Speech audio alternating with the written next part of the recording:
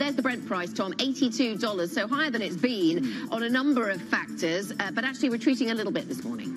Futures pointing to a mixed picture across these main indexes. DAX futures pointing lower by 0.2%, but strength being flagged by the CAC futures over in France, looking at gains of almost a full percentage point. Here in the UK, the FTSE 100 looking to add around 33 points, Anna. Yeah, really interesting to watch the CAC on this morning then, and whether we get that standout performance from the French market, and a lot of that to do with luxury. We were hearing earlier on from Joe Easton about the luxury story. LVMH, of course, we'll get some analysis of that as we go through the trading day, but might it be not just limited to LVMH? He was talking about an upgrade to the whole luxury sector by Barclays. That could be something that really does boost French stocks this morning. The FTSE 100 also doing pretty well this morning, up by 0.6%. The Spanish IBEX up 0.1%. Here's some a little weakness in the euro as the dollar gains a touch, up 0.1%. The euro down 0.25%, 108.20. We heard from Christine Lagarde, of course, yesterday. A lot of that conversation around whether it's going to be April, whether it's going to be the summer. Does that mean June in terms of the first rate cut coming through from the ECB? Still waiting for the CAC to open up, but the FTSE making gains in the meantime.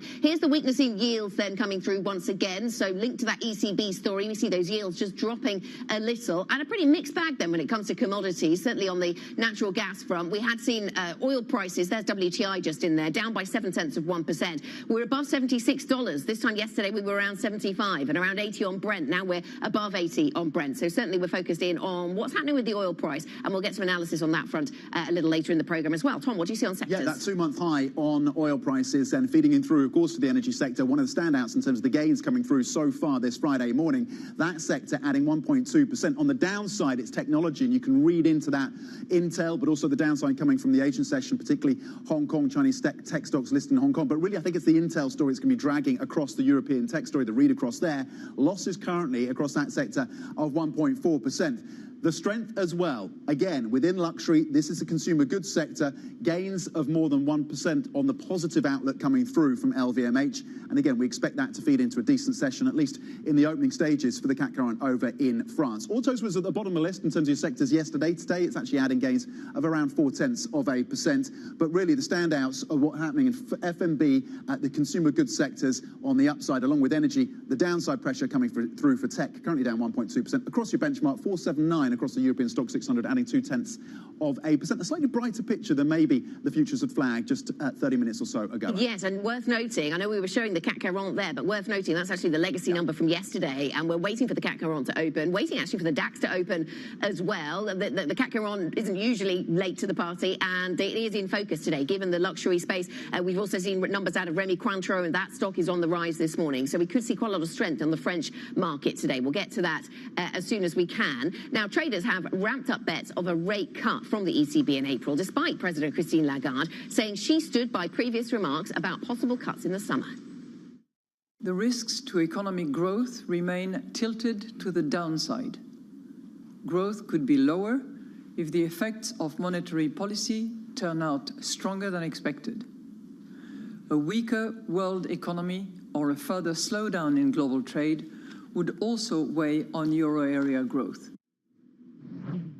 Speaking to Bloomberg's Maria Tadeo earlier this morning, Governing Council member Martins Kazaks urged patience in determining monetary policy. We've seen from 70s and 80s that if one starts to be relaxed too early, then there's a risk that inflation starts to come back. And then one would need to raise rates much more. And that would be worse. That would be, by all means, worse than waiting just a bit. Joining us now for a conversation about the macro environment, Anna Tisareva, European economist at UBS. Anna, good morning to you. Thanks so much for joining us. So the market is saying April, even when Governing Council members, well, Christine Lagarde herself, say summer. And the message from Martin Kazaks there is be patient. What do you think the disconnect is between the market's thinking? I mean, it is only a couple of months, but what is the disconnect, do you think? I think if we look back at yesterday's meeting, President Lagarde had a number of opportunities to push against rate cuts before the June meeting. She didn't do so. So in our minds, this leaves the door open for an earlier cut. Our baseline is that they will go ahead in April, but we did acknowledge that there are significant risks. And as President Lagarde mentioned a number of times yesterday, everything will depend on the incoming data. And essentially, the key takeaway was that ECB is data-dependent, not time-dependent.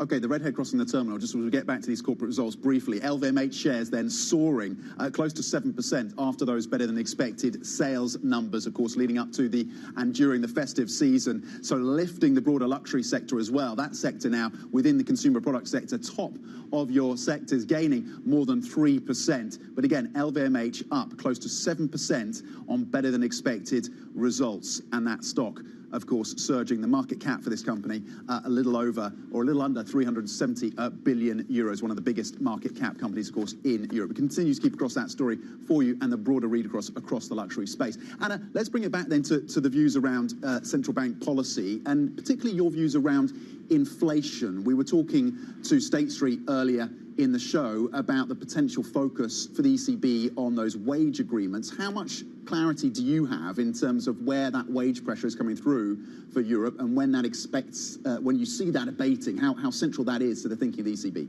I mean, if we look at the wage developments over the last year, the upward trend was pretty universal across the region. In terms of wage growth levels, there were some differences with stronger wage growth in the north of the region and weaker wage pressures in the south. Now, what we've seen over the last few months is that wage growth is stabilizing. That's also something that President Lagarde mentioned yesterday. Our expectation is that wage growth from here onwards will start slowing, but at the moment it's still expectations. There are a number of important wage rounds across the region. In particular, we always pay a lot of attention to Germany, given its large weight. But in Germany, the sort of tricky part is that big wage rounds are actually coming in the second half of the year. And at the moment, it's the smaller trade unions that are going into negotiations.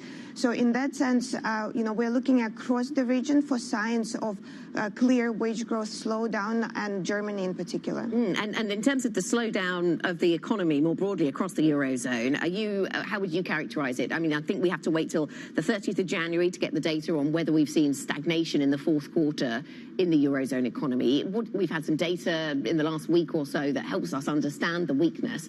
How weak do you think it's going to be? We did flag downside risks to our forecast for Q4 GDP. So our forecast is for a mild expansion of plus 0.1% quarter on quarter. But we did actually say that if we look at survey data, so PMIs and other survey indicators, they are pointing to contraction in activity in Q4, whereas hard data, so industrial production, retail sales, has held up somewhat better and pointing to stagnation. Weakness is predominantly coming from the manufacturing sector, and that's the sector that suffered both from tighter monetary policy and external sector weakness.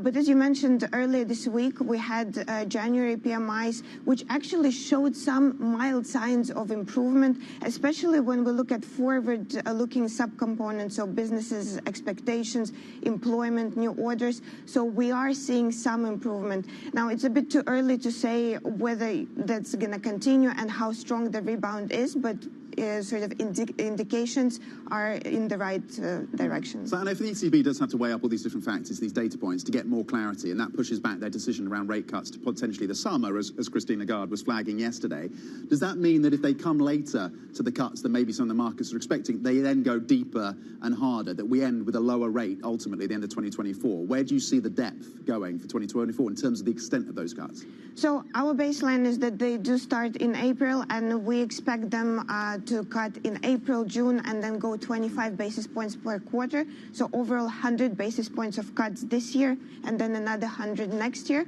with the terminal rate at 2%.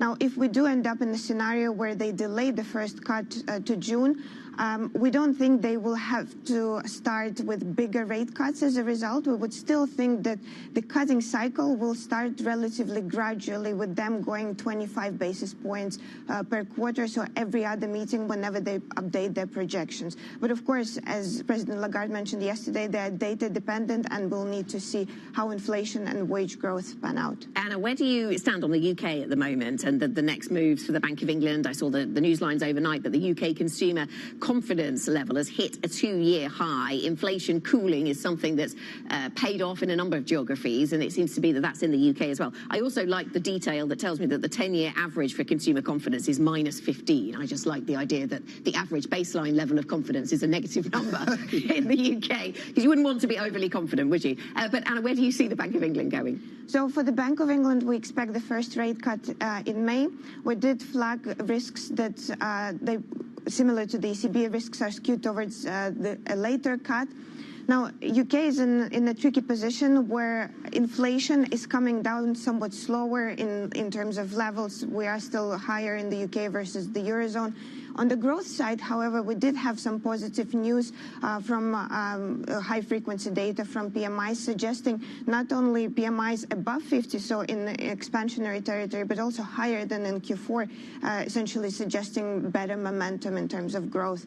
So again, similar to the ECB, Bank of England will want to see sort of clear signs of services inflation and wage growth in particular slowing down. We have seen, especially on the wage growth side, we've already seen signs of that, and data has been coming in quite positively and even better than the bank expected in November. But it seems that they need more evidence. Okay, Anna Titareva, thank you very much indeed with the views there on the central banks, the view that the Bank of England could come through in May with its first cut versus ECB in April. Anna Titareva, European economist at UBS. Coming up, the world's largest luxury conglomerate, LVMH, soaring, as we mentioned, after reporting a boost in sales. We get more of your stocks to watch on the move. That is next. This is Bloomberg.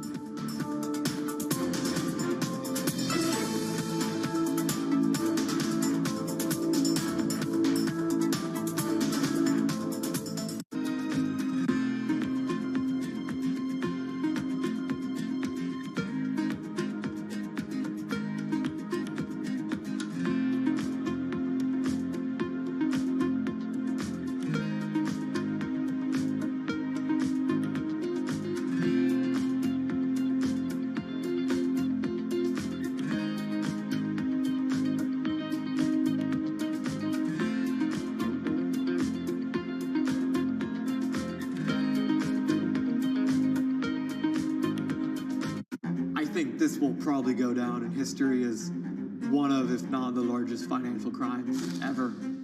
I cannot imagine a scenario where $8 billion just disappears.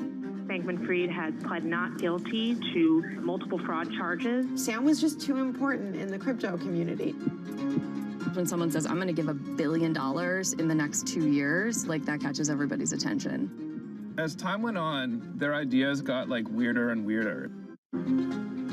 I don't think he even had almost a conception at some points that it was wrong or right. I think he just had the mentality that he has to win.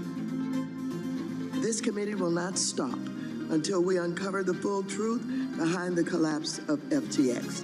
Sue, Mark. Are you in? I'm in. I'm in. We're in. Will this be the last of its kind? No. This is the nature of capitalism. Get over it. Top names in climate finance are on Bloomberg. I can't tell whether you're optimistic or pessimistic about climate finance. A lot of great stuff is happening, but is it enough? No, it's not enough. I'm biased. I'm a huge investor in both fission and fusion, and hoping that it comes in time. Transition is not going to be an event. It's a process. But at the end of the day, it's the right thing for the planet, it's the right thing for the industry, and there is business opportunity. Always on the heartbeat of the tech sector. Spread across global markets. The real-time data aspect is going to be important. We're going to bring you expert analysis on that. Don't miss Bloomberg's interview with the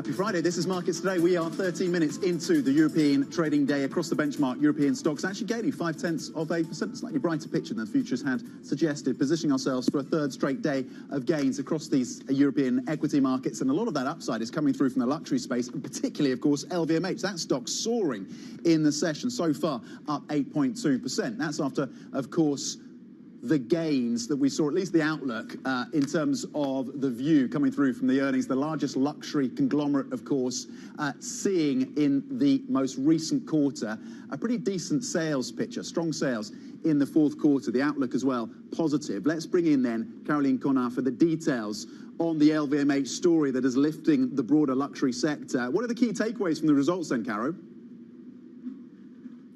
Tom, I don't know if you bought a Louis Vuitton handbag to your wife last Christmas, or if you're planning to invest in the last collection by Pharrell Williams that we saw during the latest fashion week. But clearly some shoppers did in the fourth quarter. If you look at organic sales at LVMH, they were up 10%. This is beating estimates, and pretty much every single division was actually a beat. Fashion and leather, of course, including Louis Vuitton and Christian Dior, perfumes and cosmetics, all rising pretty much around 10% the last quarter. Even the wines and spirits division, some champagnes, but also cognac. And you know, cognac has had a hard time in China with this probe from China into some dumping practices by cognac makers. The CFO actually said last night that the worst for cognac seems to be behind us. And finally, a very strong performance for selective retail. Sephora, more than 20% growth in the fourth quarter. So, you know, all these concerns about softening demand in the US and China actually doesn't seem so relevant for LVMH, these two key regions. So very strong growth in the last quarter, even though some analysts still say the road ahead over the next 6 months is going to be challenging. You've got, for example, one analyst at Hargreaves who said profit might be shabbier than it has done in the past, but clearly strong positive reaction for the stock this morning. And I think they got one sector upgrade from another broker this morning, which is perhaps playing out positively as well, Caroline. So is this good then for the luxury sector as a whole? How much read across is there? Of course, LVMH is huge. They've got 75 brands. It is the leader in the industry. It is also a bellwether for the industry. Some smaller players, you saw Burberry, for example, last week during this profit warning, may suffer a little bit more. If you look at overall figures, for example, the consultancy Bain says that the luxury industry will grow about 4% this year compared to 8% last year. So there is a slowdown there. There is softening demand. Somehow, the big players like LVMH seem to be resisting, be more resilient than others. We're also expecting a lot of earnings next week, in the next couple of weeks, actually, with Hermes. That could also do better than peers, but it could be a bit tougher for Kering, for example, the owner of Gucci, who suffered from a lot of management reshuffle, designer reshuffles over the past few years.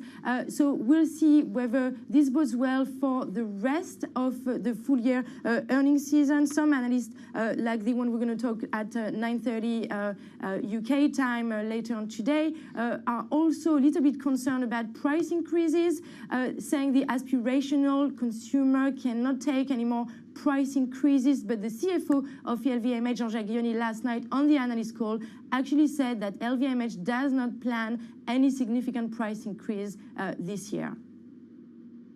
Okay, Cara, thanks for boxing me in, essentially committing me on live TV to make a purchase at LVMH or another luxury brand for my wife. I know Anna Edwards is eyeing a bum bag. I'm totally distracted. For £3,000 right now. Currently browsing. There's a succession plan underway as well, isn't there, Caro? What are the details on that?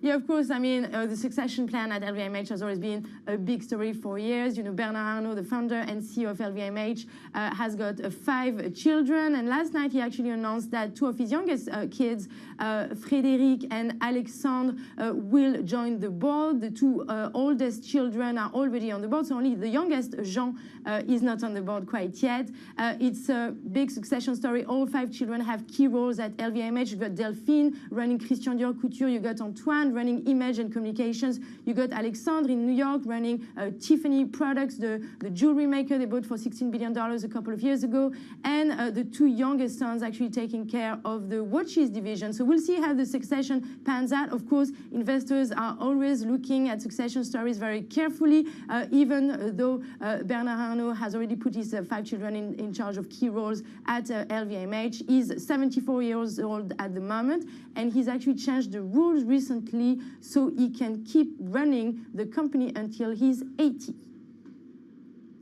Wow. Thank you very much. I noticed there was a great opinion piece by one of our colleagues recently about family-run businesses running out of heirs, but there seem to be plenty of options at LVMH. Caroline, thanks so much. Bloomberg's Caroline Conan with the latest on the luxury sector. Let's check in on some of the other stocks on the move this morning. Joe Easton has a briefing. Joe.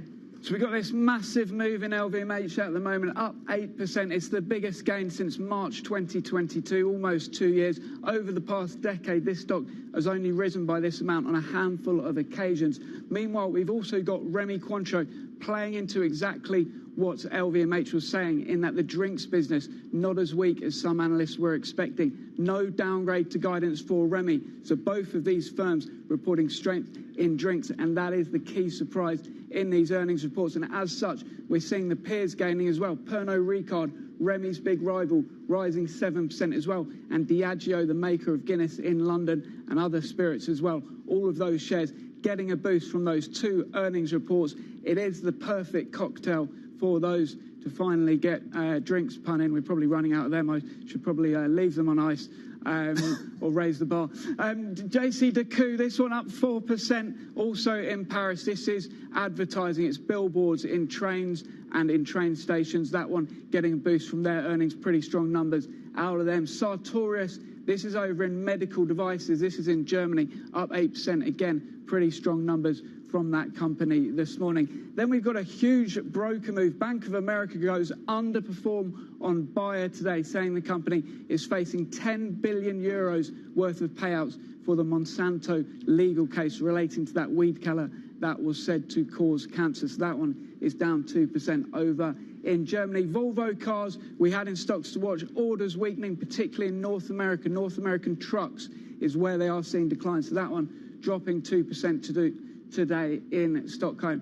Finally, just a couple of looks at the chip stock. So ASML seeing some weakness. This is after Intel. Intel down 11% in the US yesterday, and all of their customers are declining, including BE Semi and Siltronic as well.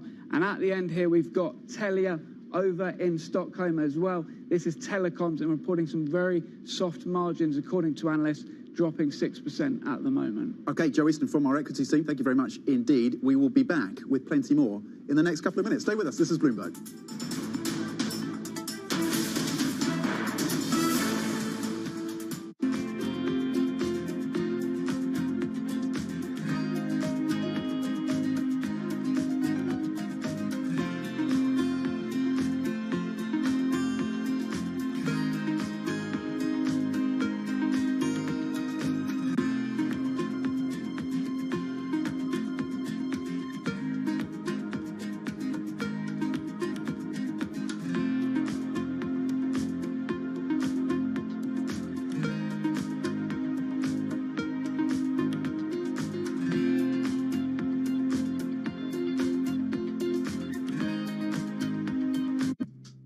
Steve's ability on the course may not be etched into ending record books, but following him around, it's clear that it's not for lack of trying.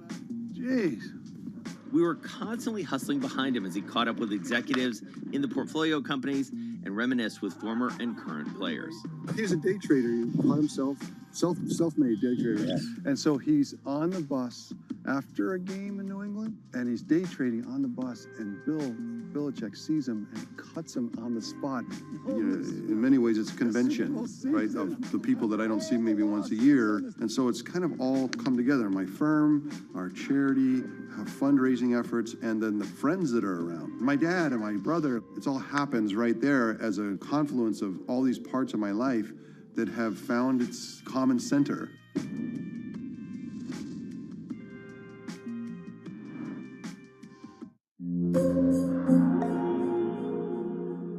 Bloomberg has enhanced search on the terminal to deliver what you need when you need it. Now, you can simply type phrases in everyday English in the command line. Compare financials. Find people. Analyze markets. You can enter phrases or ask questions. What do you want to know today? Ask a question or visit SearchGo to find answers now.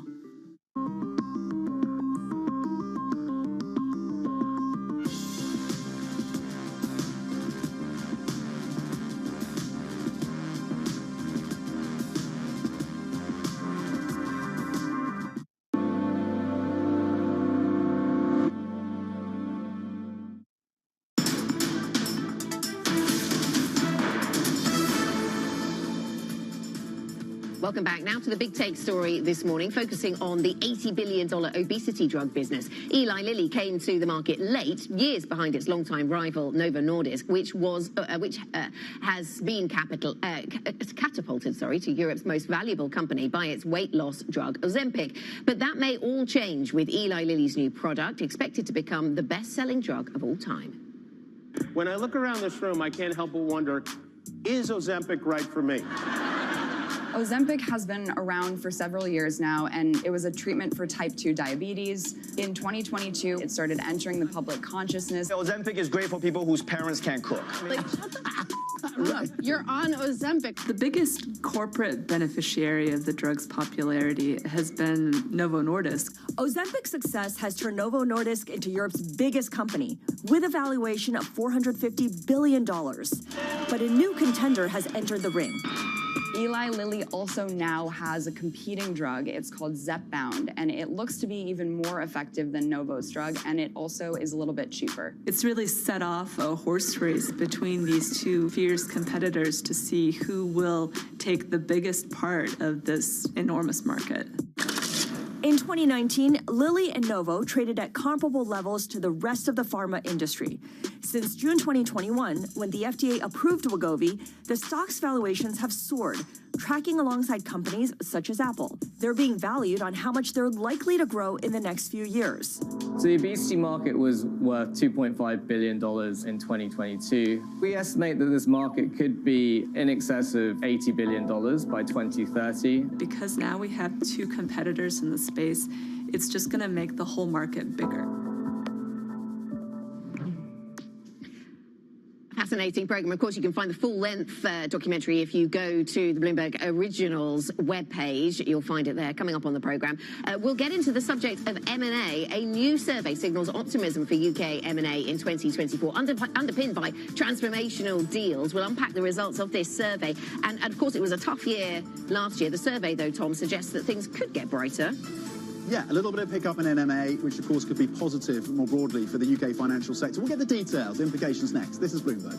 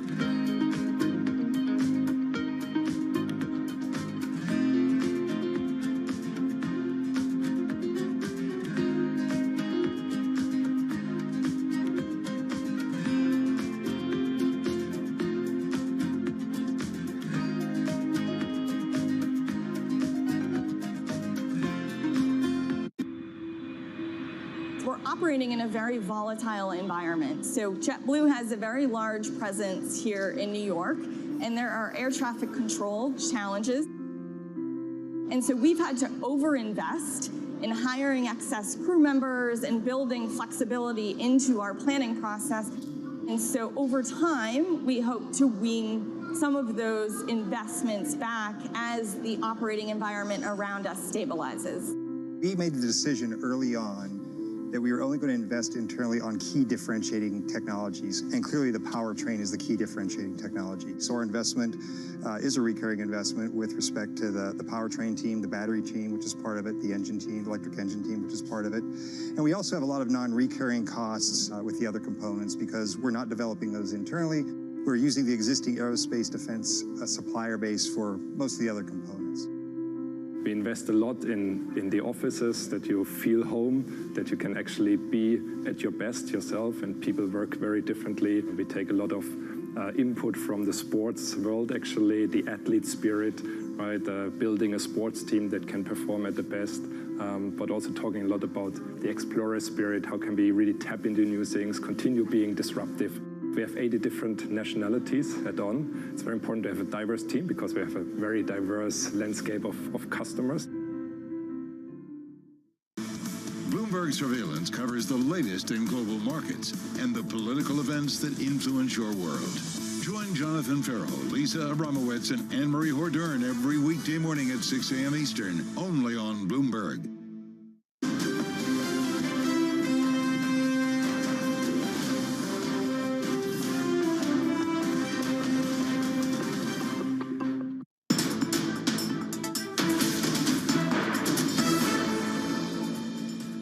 This is Markets Today. We're 30 minutes into your European trading day. Here are your top stories.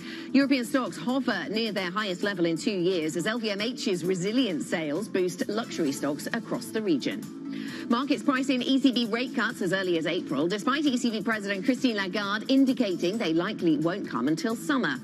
Plus, Apple opens up. Customers in the EU will be allowed to download software from outside its app store for the first time ever. It comes ahead of a round of new antitrust laws in Europe. Tom, what do we see in the markets this morning? It very much is the earnings story that's lifting the broader European index today. The Stoxx 600 are currently up 0.4%. That's a brighter picture than many would have expected earlier this morning before trading started. And of course, it is the luxury story. It's the earnings picture coming through from LVMH that is broadly lifting that sector to very solid gains so far in the session. Consumer products within which luxury sits as a sector adding 3.4% is the gain coming through there. F&B also benefiting on the back of this story. 1.5% is the gain coming through for that sector. And there's the lift from energy as well. Different story, of course, but you do have oil prices at around a 2-month high. A little bit of softness coming through for Brent and WTI this morning, but the context, of course, continues to be a narrative that there is a little bit more support coming through for energy prices, and that is lifting that sector up 1.2%. On the downside across your sectors, you're seeing losses of around 1.5% for technology. There's the picture then across the Stoxx 600 again, gains of 0.4%. The sector-by-sector picture is what I've just outlined then. The pressure coming through for tech, Intel is part of the story there. Very significant disappointment coming through for their earnings, a big miss for Intel. So the read across to tech, currently down 1.4%. The context is that that sector was the top gainer yesterday. Telecom's also lagging as well in the session, down 0.9%. Telia, a bit of disappointment around there, and that stock is firmly lower in the session today, and that is weighing on the telecom sector. So that's a picture sector by sector on a day where there's a little bit more optimism than maybe you would have expected. Again, across the benchmark, 0.4% of the gain. Over in France, though, 1.4% on the CAC Garonne to the upside. Yeah, a lot of money in luxury, it seems, this morning. Let's talk about M&A in these markets as we head firmly into 2024. A new survey from Deutsche Numis forecasts that takeover deals will pick up in the UK this year. The investment bank's research finds British companies and institutional investors are optimistic about the outlook for acquisitions. It follows a lackluster year for UK M&A, with completed and pending deals down more than 25% versus the previous year. Let's talk to Stuart Ord, who's co-head of M&A at Deutsche Numis and joins us here on set. Really nice to have you with us, Stuart. Thank you for bringing us your report. So the top line seems quite positive then. Tell us the extent to which people expect to see an uptick in M&A and deals this year. Yes, absolutely. Thanks for having me on the show, and it's a pleasure to tell viewers about the positive sentiment. So 88% of FTSE 350 corporates, we asked 200 board directors, they have a positive sentiment around the UK M&A outlook. 76% of them believe that M&A investment in the UK is more favourably viewed now than it was 12 months ago. And that's well-founded optimism, we think, whereas last year, 12 months ago, it was more cautious, hopeful optimism. And I think the things that changed is that in the last few months of 2023, we did see an uptick in deal activity and also in announced deals. And that was off the back of the strengthening and the reopening of the capital markets, which allowed us to fund those deals. And that was off the back of, finally, an improvement and reduced inflation, which gave a better outlook around inflation and more confidence around base rates. And I know you've been talking about the outlook for that today, and that really underpins it. And that was what we hoped for but didn't have this time last year. Stuart, on a sector-by-sector basis, where is the activity likely to be most pronounced? Yeah, absolutely. So we did ask investors as well, so 200 institutional investors in UK stocks, not all based in the UK, spread across the globe. And the number one most active sector predicted is financial services. That's consistently been at the top over the years that we've done this survey. Over a third of people thought that would be the most active. The second, interestingly, is real estate. It's only 13%. It's more than double last year. I think there's a bit in common between those two sectors. Both are sensitive to base rates. Both have attractive valuations. Both would really benefit from consolidation, so from scale. I think the people giving the responses are investors. They're in the financial services sector, so they expect that.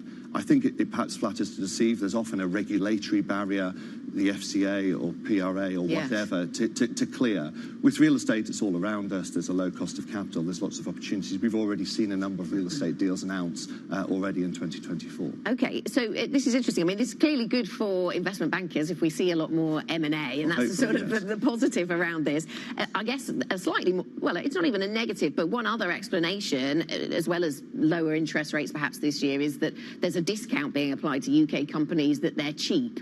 And do we see any, how does that play into appetite for M&A, do you think? Oh, it does, and this survey talks about appetite for UK corporates looking out as well as the inbound takeovers. So to touch on the takeovers first, which I think is where you're driving at, 61% of respondents of FTSE 350 corporates felt that if there was a bid for them, it would come from an international corporate. There is a real concern around vulnerability, so 88%, which is actually the same as previous years. Or maybe from PE, or is that not a feature? Well, the report shows that domestic corporates are going to be looking at UK companies, international corporates are going to be looking at UK companies, and private equity has leveraged finance volumes back up. The private credit market is open and they are screening. So all the constituent buyers are going to be on the pitch. So that is why 88% of FTSE 350 corporates are concerned for UK PLC. 24% of them are significantly concerned. I think there's a significant risk of takeovers. There needs to be willing buyers and willing sellers, so it's not all bad. 61% think that international corporates will lead that charge. That's not that new news. When we think of international corporates, it's often North American, it's often US, and they do benefit from sheer scale. They also benefit from the multiple arbitrage you were alluding to. So if we look at the FTSE 350 next 12 months price-earnings ratio, that's currently at a 44% discount to the MSCI equivalent in the States. That's the greatest it's been since January 2022, which was the tail end of the last spike of M&A. So there's an opportunity for Mars, Hotel Chocolat, those sort of high premier to be paid and still have a corporate finance deal that makes sense. You talked about the optimism and what's underpinning that. What about the ambition of the deal making, how that's looking for 2024? Are we looking at still kind of relative caution around the ambition, around the size of the deal, or are we looking at big ticket deals that are going to be pushed through this year? That's a really great question, Tom, and a key part of the survey that comes out is that UK FTSE 350 corporates are confident. We've had a couple of years of lackluster M&A, as you say. It's been a downtime. We've had rehearsals and dress rehearsals for M&A. Now we think we can get on the front foot and do things. And those FTSE 350 corporates are looking at more deals. They're looking at larger deals. Interestingly, 24% of them say that they'll look at transformational deals, so very significant deals to them. That's more than double last year. Last year there was lots of bolt-ons and mid-sized stuff. Clearly mid-sized stuff will still be around. So larger deals with some collaborative structures to enable those larger deals will certainly happen. And they're also looking further afield. So domestically, people will always see that as the number one source of target. But we saw a 14 percentage point increase in people looking at M&A opportunities in EMEA ex-UK and a 12 percentage point increase in the US. And that's basically 2/3 looking at Europe, 1/3 prepared to look at Americas. And Stuart, we've got a big we've got big politics playing out in America this year, but we've got politics playing out here in the UK this year as well. Is there a sense in the survey that corporates want to wait for any certainty on the political front, or is that not a concern this time around? Yeah, it's a really interesting point. It's not a concern. So one of the questions to be asked was what are the key issues around the boardroom table? And political change, and you're right, there's elections in the US, UK, in the EU, I think in half of the global population. So there's a lot of potential for political change. But that's nowhere near the top of the boardroom agenda, which is reassuring. Actually, as recently as September 23, when we did a private equity survey, that was much higher in concern. So people believe that they can do M&A under whatever political environment evolves, as long as it's not too radical. Okay, really, really interesting insights. Stuart Ward, thank you very much indeed. Co-head of M&A at Deutsche Numis on the expectation from this survey that 2024 will be back in terms of deal making. Let's get to some of the other top stories of the day then. JP Morgan CEO Jamie Dimon is moving some of his top lieutenants into new senior roles. The shuffle includes moving Jen Pipsack to jointly oversee the corporate and investment bank. The moves come as Dimon prepares potential successors halfway through his 5-year retention package. Bank of America is splitting a roughly $800 million pool of restricted stock with the majority of its staff. According to a memo from CEO Brian Moynihan, the incentive will go to workers who earn as much as $500,000 in total annual pay. This as the bank looks to retain employees even as it works to keep a lid on expenses. Now, Emmanuel Macron's government is trying to diffuse French farmers' fury over falling incomes and stringent European regulations. Unions are urging members to cut off the main routes into Paris this afternoon. Protests have spread from the south of France, with farmers blocking major roads and go-slow processions. This comes while the government is expected to announce measures to cut red tape and offset the impact of shrinking subsidies on non-road diesel. The UK and Canada are blaming each other for a breakdown in trade talks. The two countries started negotiating a post-Brexit deal in 2022. The UK was pushing for an extension of low tariffs on cheese shipments, similar to EU countries. Canada was concerned about access for its pork and beef exports.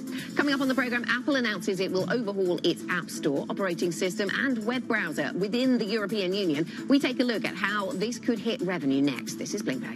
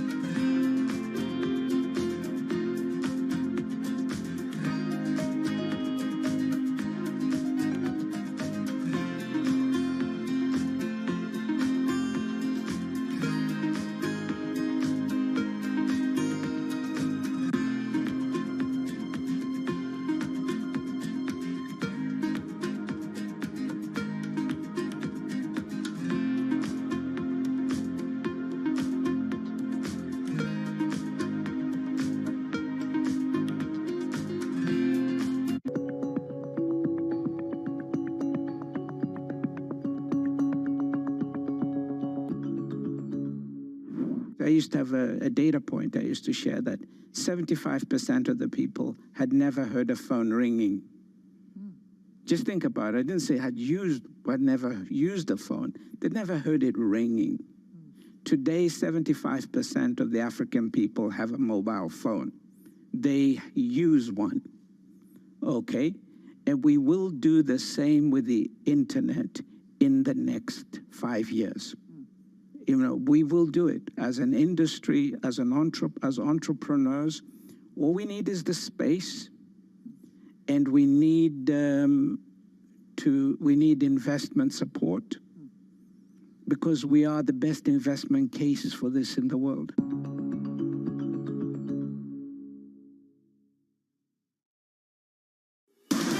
From the world of politics to the world of business, every weekday at 5 p.m. Eastern Time, hosts Joe Matthew and Keely Lines deliver news, insight, and analysis live from Bloomberg's Washington headquarters. Get the latest from and about politics' biggest power players at the end of every trading day. Balance of Power, live around the world every weekday at 5 p.m. Eastern, only on Bloomberg Television. Context changes everything. Always on the heartbeat of the tech spread across global markets. The real-time data aspect is going to be important. We're going to bring you expert analysis on that. Sure. Don't miss Bloomberg's interview with the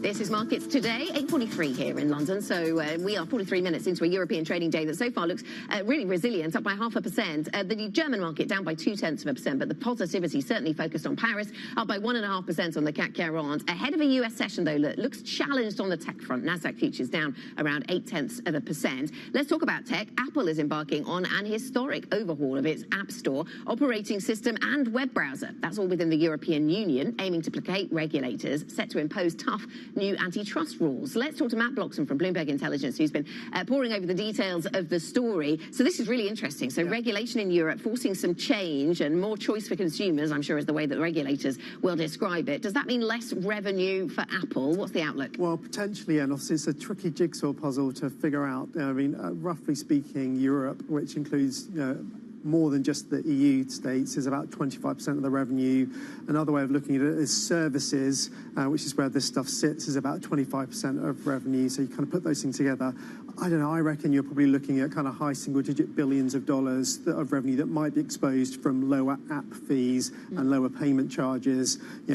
Maybe there's, I don't know, a few billion of that might be at risk, which on a $400 billion annual turnover means you're looking at maybe 1% or so of revenue exposure. That would be my initial, kind of back of the envelope calculation based on some limited data they publish. But the changes are significant. They only apply in the European Union, of course. Are the regulators expected to kind of look past them? Are they going to be acceptable? Do they align with the Digital Markets Act? I mean, there's a kind of three-way tug of war going on here. So, Apple is, kind of crying wolf, saying, we're kind of going further than we should, and it's going to be a real compromise to the safety and security of our users.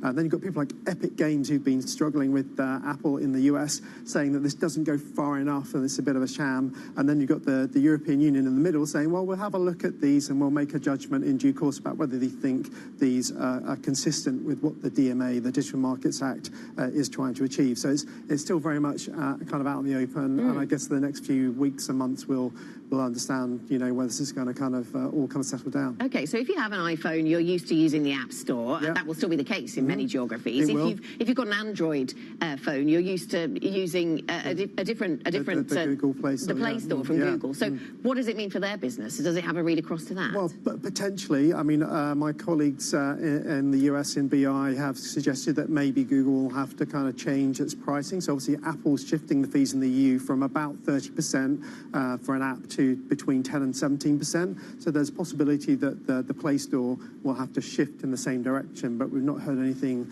definitive yet from Alphabet, Google's owner. But yeah, it's certainly out there as a possibility that generally fees for apps are going to come down. Okay, so Matt, we go from Apple, which of course absorbs and takes in a lot of chips, to a chip maker, Intel. And some pretty concerning, it seems, earnings. At least investors are concerned. What's under the hood here? What are the challenges for Intel? Yeah, I mean, actually, ironically, it seems that their PC business, which had been weak, is kind of a bit more resilient. But it's the kind of data center business where they're struggling, which is probably a mixture of maybe kind of some slightly more sluggish than expected demand, but also a huge amount of rivalry in that space. Historically, Intel's been a really dominant player in the kind of data center server market, but there's competition coming from the likes of AMD now, and potentially more competition on the horizon. So I think it's that data center market which is causing the kind of biggest concerns for the market overnight. The other issue is that they're trying to kind of become a manufacturer of chips for other people, and that's been an endeavor they've been working on for quite some time. They announced a kind of $10 billion pipeline of business there, but it's nowhere near enough, and so it's still a work in progress. And I think maybe there's a few people frustrated that that's not got more momentum behind it yet. Okay, and that stock down double digits after hours. Matt Bloxham, thank you very much indeed from Bloomberg Intelligence on the changes for Apple, of course, and the earnings coming through for Intel. Let's switch focus now to the energy sector. Oil set for its best week since October. The move higher comes on sustained geopolitical tensions, lower US crude stockpiles, and prospects for additional government support coming through from China. Let's get the details and the analysis then with Stephen Stupczynski, our senior energy reporter, sitting for us in Singapore. Stephen, a big week then for oil. It has been, prices have been grinding higher. Just unpack what's been underpinning the moves higher for oil and whether or not you think that's going to be sustained.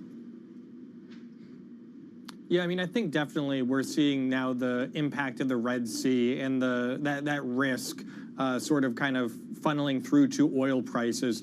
since the tension began a few months ago and the Houthi attacks began in the southern part of the Red Sea, there wasn't an enormous impact on oil prices. But now that more and more companies and oil traders and suppliers are avoiding the Red Sea, which is a key passageway for the Suez Canal connecting Europe and Asia, that is starting to cause some disruptions. Folks have to take the longer route around southern Africa to get their fuel there. So there is some displacement of supplies. At the same time, tanker rates, the cost of renting a ship to send the fuel is also going up, and they're at the highest level, basically, for some routes since 2020, when there was such a big glut of oil in the market that people were using tankers to just store the fuel, and there just wasn't enough. So we're getting to a situation where oil tankers are getting tighter, and that's pushing things higher. Of course, we also have the U.S. oil stockpiles are falling more than what the market was expecting. So that's also showing that maybe there's a brighter demand picture in the United States. And you have Chinese stimulus, the government's doing what they can to pick things up. All those combined, creating more of a bullish scenario for oil over the last few days. Yeah, interesting that Saudi Aramco, according to our colleagues, is, the world's largest oil company, is continuing to send its tanker loads of crude and fuels through the southern Red Sea. So we'll watch how that develops. Stephen, you mentioned the other factors also supporting oil prices, and how do inventories play in here? Because the China stimulus seems quite obvious what's happening here. What does the inventory story tell us in the US? Well, I mean, the inventory story in the U.S. shows that, I think maybe take a step back, right? One of the big bear scenarios for oil this year is non-OPEC plus supply. Where is non-OPEC plus supply? That is U.S. production from shale plays. So there is this expectation largely in the market that the U.S. was going to be flooding, everyone with shale oil, both domestically and overseas. But as you see inventories in the U.S. drop more than expected, yes, that is a demand picture, right? That's a demand story. The U.S. is using more, but also that's a story of supply. Maybe supply isn't as resilient as the market is expecting. Maybe there are some cracks there because, when you do get to a lower price point, some drillers decide not to produce as much as they would if oil were at $80 WTI or $90. So those things together kind of paint a picture of, okay, how resilient is this U.S. shale output? It is something that is clearly in the top of the mind for the market, because when you look at where supply is coming out, OPEC Plus, they've been reducing their output to help try to balance the market. But shale, they can't do that. It's a bunch of independent producers. So that's one of the more of a bearish sort of element that has really caught hold in the market over the last few months. Thanks, Stephen. Thanks for joining us. Stephen Sapczynski, our senior energy reporter in Singapore, with the latest on those oil markets. Coming up next, we'll turn our attention to credit markets. Global credit spreads tightening to the lowest since January 2022. We talked about this at the top of the program with Paul Dobson. So we'll get some analysis from the credit team. This is Bloomberg.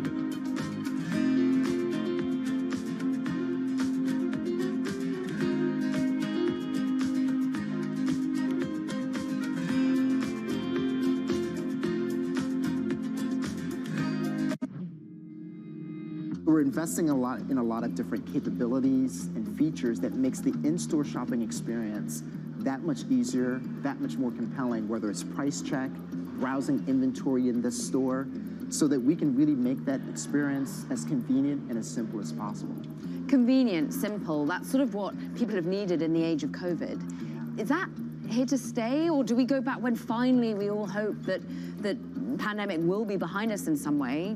Do our changing shopping habits go back again? What's really interesting about retail in my 20-plus experience is that convenience never reverts itself. Now, the form of convenience has shifted, whereas, say, in 2000 to 2010, a lot of convenience was driven by more stores nearby.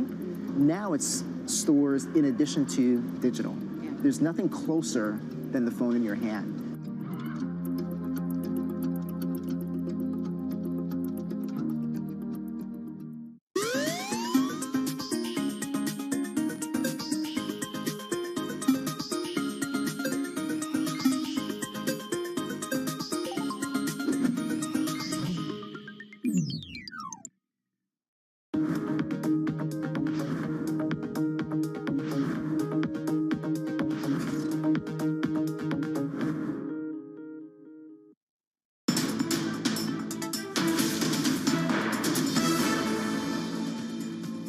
Welcome back to the programme. Corporate bond investors are snapping up new issues worldwide at the start of this year, locking in elevated yields ahead of potential interest rate cuts by major central banks coming, or expected, later this year. Let's talk to Ronan Martin, our credit markets reporter, who joins us on set this Friday. Good morning to you, Ronan.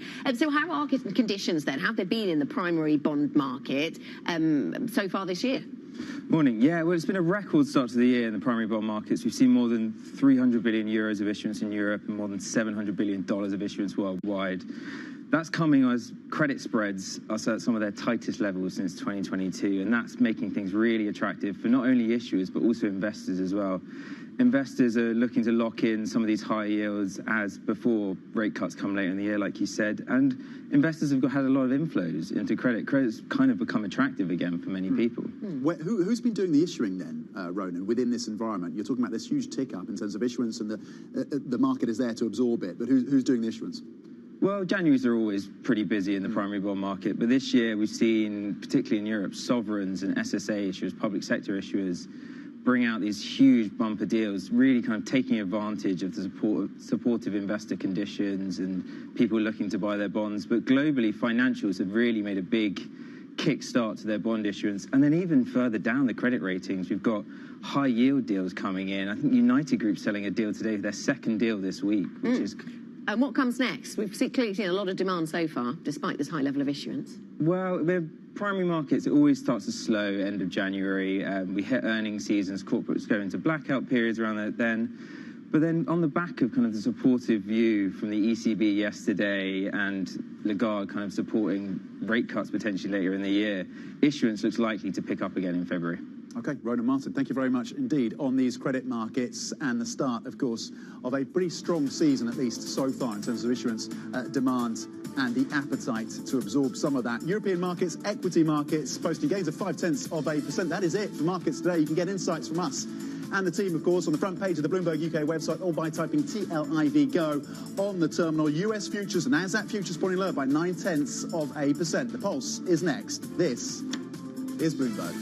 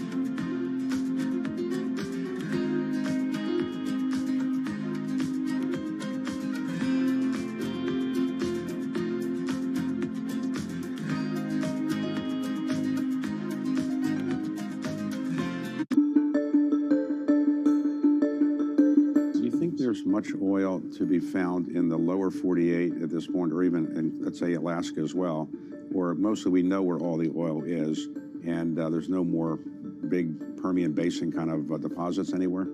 People have said that over time, and then we've always been surprised. And so the U.S. has been explored more than any other place in the world. I think the industry has a good idea, but technology allows you sometimes to recover things that you haven't been able to before. That's the story of shale. The other one that continues to be a positive story is deepwater Gulf of Mexico, where we'll go out and drill in a mile or more of water depth and then go down several more miles and find large fields. And the Gulf of Mexico is still relatively underexplored compared to the onshore. So I think there's still room for more discoveries.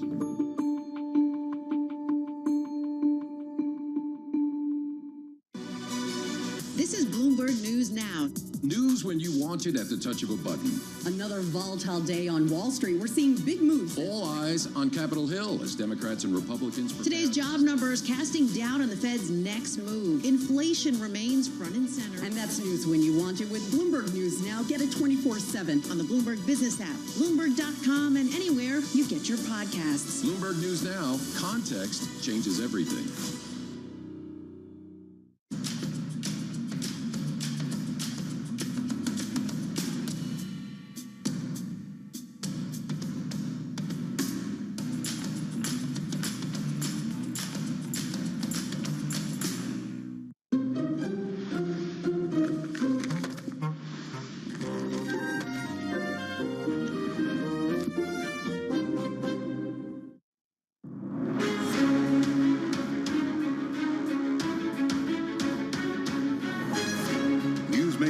And market movers. This is The Pulse with Francine Lacqua.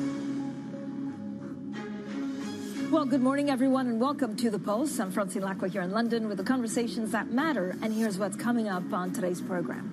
Shares in LVMH surge as the world's largest luxury group shows better than expected resilience to a slowdown gripping the sector. Markets price in rate cuts for the euro area as early as April, despite the ECB President Christine Lagarde indicating they likely will not come until the summer.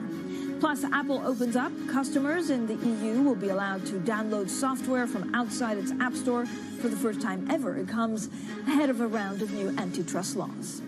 Well, let's take a look at the European markets map. Now, there is quite a lot going on. Intel shares actually dropping some 12% pre-market. LVMH shares significantly higher. Now, European stocks overall seem to be bucking the trend. They're actually rising today.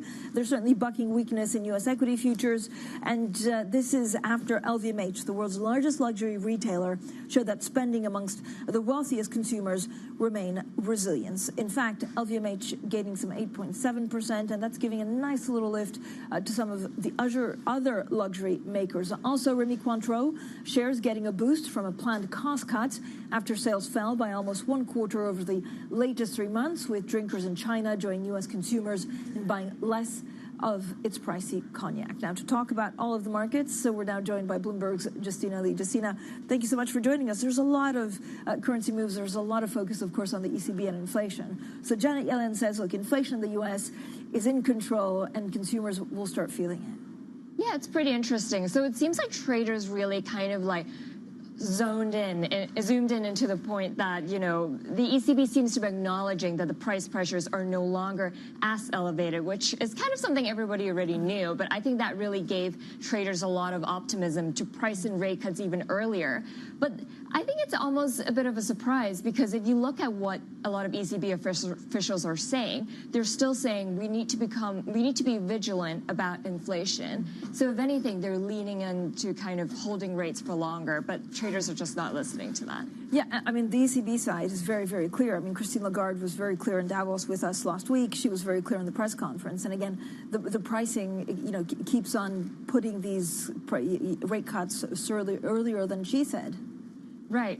And that's why we've kind of seen a big drop in, like, you know, bond yields in Europe and also weaker euro. And of course, in the U.S., there's sort of a similar story going on, in that I think Fed officials also want to signal that maybe rate cuts will not be as aggressive as traders are now expecting. And traders are also not listening. But I think generally markets are still expecting the Fed to go first. Yeah. What are you looking for afterwards? I mean, I guess there's a concern that inflation comes down and then shoots back up by a touch in the summer. Or how will central banks deal with that? Yeah, and I think that's why they're becoming, a lot more vigilant, and they don't really want to make the mistake of kind of cutting too early. But I think, they're kind of weighing those risks, but also the fact that it seems like on the demand side, the picture is slowing. I mean, we're definitely kind of seeing that in the European PMI numbers, maybe a little bit less so in the US, but they've definitely got to weigh kind of those supply side inflationary risk with the risk that, monetary policy acts with a lag, right? So when are we going to see that serious tightening? Justina, is there anything else you're looking at? I know that there's been quite a lot of talk, of course, on some of these stocks. Intel down, quite significantly in pre-market. LVMH going up. Is a lot of the focus going to be on sector-specific and earnings? Right, exactly. I mean, that always happens in earnings season. And I think generally this earnings season has been, pretty solid, which might be a surprise kind of after a year of monetary tightening. And we're kind of seeing like mixed signals from different, parts of the market. I think earlier we kind of got some good news about semiconductors, but maybe some bad news from Intel overnight. And I think apart from that, I think everyone definitely is watching China, right? I mean, it seems like there could be more aggressive stimulus coming out of China, but we're still waiting. Justina, thank you so much. Justina Lee there stays with us. Now, for more on the ECB's path to cutting rates this year, let's also get to our correspondent, Maria Tadeo, who's in Riga, Latvia, with a guest. Hi, Maria. Yes, Francine, good morning. And obviously, we're in Riga. There's a central banking conference taking place. And on that note, we are joined by Croatia's head of National Central Bank, Boris Vujicic. Thank you so much for joining us. Yesterday, we're in Frankfurt. Today, we're in Riga. Some of the takeaway from that press conference for some is that the ECB took a dovish tilt yesterday. Was there a dovish tilt yesterday? No, I don't think it was dovish. It nicely reflected the discussion that we had in the 2 days on Wednesday and Thursday, and nothing really dovish out of it. But lately, I have a feeling that markets take whatever you say as being dovish, being very trigger happy. But that's a very good point that you make, because some believed, and I wonder what you think of this, because you just said no, there was no dovish tilt yesterday, but some believe, because the head of the ECB didn't fully rule out or deny April, that she kept it on the table for potentially a move. You don't see it that way. No, I think that what she said, and this is exactly something that if you are data dependent, you will always say, is that you are data dependent, not date dependent. So you're not going to discuss the date as such, but you will be guided with the incoming data. And 3 principles that we have laid down much earlier that we'll look at and that will determine our next rate move whenever it comes. And I don't want to get caught up in the dates, as you say, it's about the data. But I wonder, technically, will you have enough data to make a decision come April? Or actually, do you say, guys, calm down, we may need the full first half? There's a lot of data that we need to digest, and that means June. We need the patience at the moment to get enough data to be confident that the inflation is really firmly, sustainably on the way towards our medium-term target, and that will come gradually. That will come over every month. We also said that the important data that we still lack are the ones on the wages, because the supply shocks have not been important recently anymore, as the effects have largely dissipated. So we still have the strong domestic inflation, which is tied to the wage developments, still strong labor market. And these are the things that we will need time to see and then decide what's going on. And do you have a calendar in mind, or actually your mind at this point is open? And on that note, by the way, some say if you cut early, let's say April, I know you've said you're not clear that is going to be the month, but some say an early cut will not fix the fundamental issues going on with the economy, if you believe it's softer, and may undo some of the work on fighting inflation. So is that what you think, too, that an early cut, is there a point of going too soon, too early to help the economy, perhaps, if you believe inflation is on target? What we're seeing is that we do have a disinflation process nicely developing. We also have the economy, which has not gone into a recession. We do still have a risk of a technical recession, but not a real deep recession. So it's more of a stagnation, and then we do see also the signs of a possible recovery coming later this year. So nothing to be much worried about at the moment.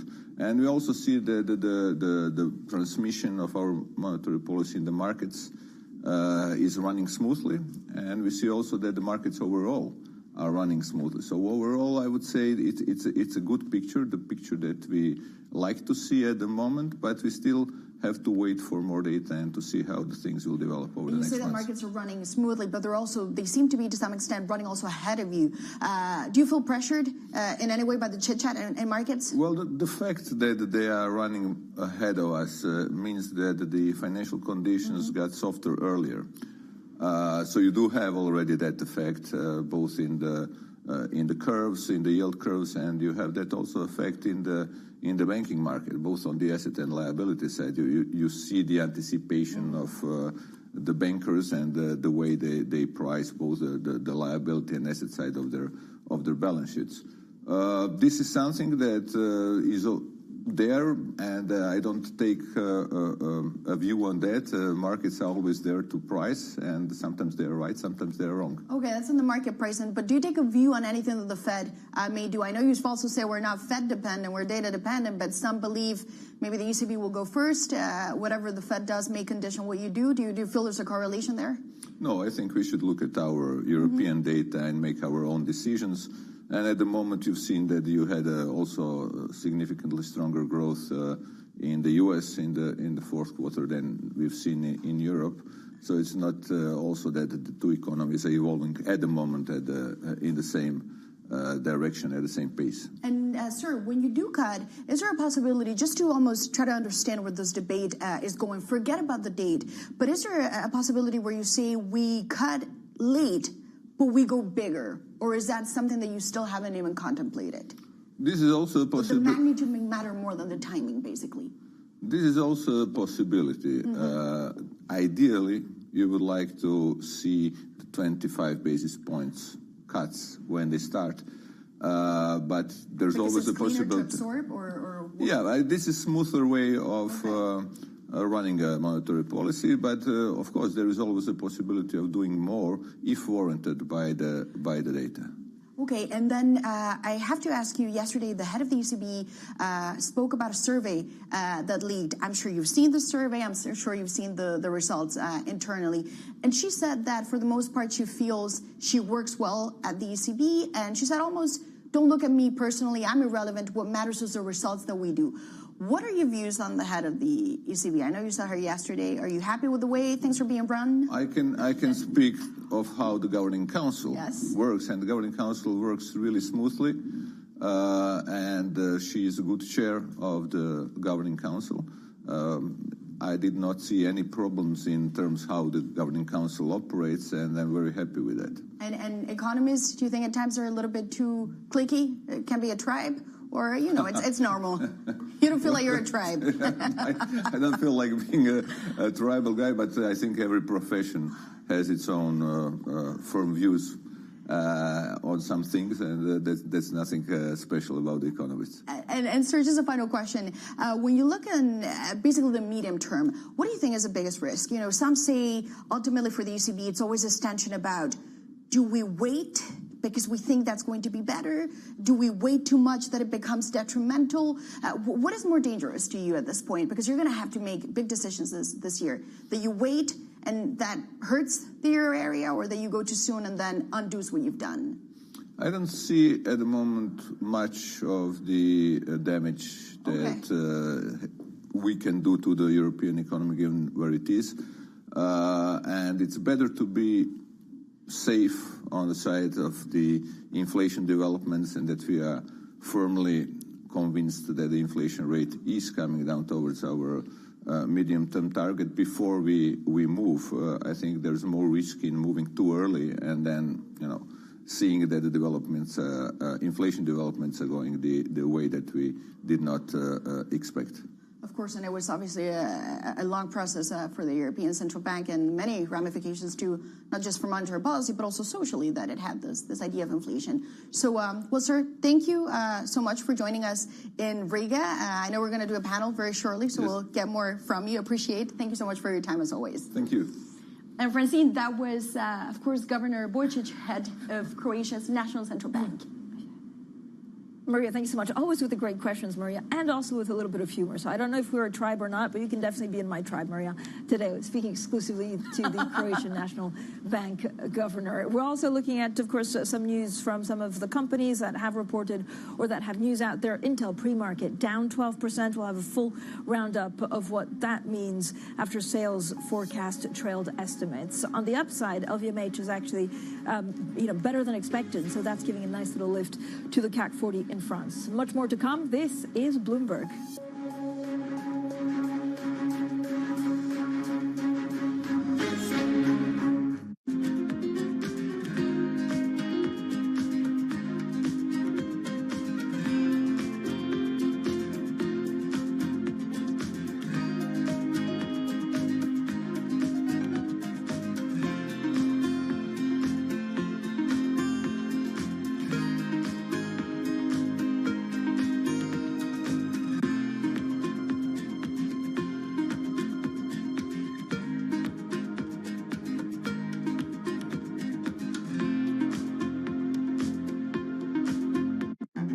This will probably go down in history as one of, if not the largest financial crime ever. I cannot imagine a scenario where $8 billion just disappears. Bankman-Fried has pled not guilty to multiple fraud charges. Sam was just too important in the crypto community. When someone says, I'm going to give $1 billion in the next 2 years, like that catches everybody's attention. As time went on, their ideas got like weirder and weirder. I don't think he even had almost a conception at some point that it was wrong or right. I think he just had the mentality that he has to win. This committee will not stop until we uncover the full truth behind the collapse of FTX. Sue, Mark. Are you in? I'm in. I'm in. We're in. Will this be the last of its kind? No. This is the nature of capitalism. Get over it.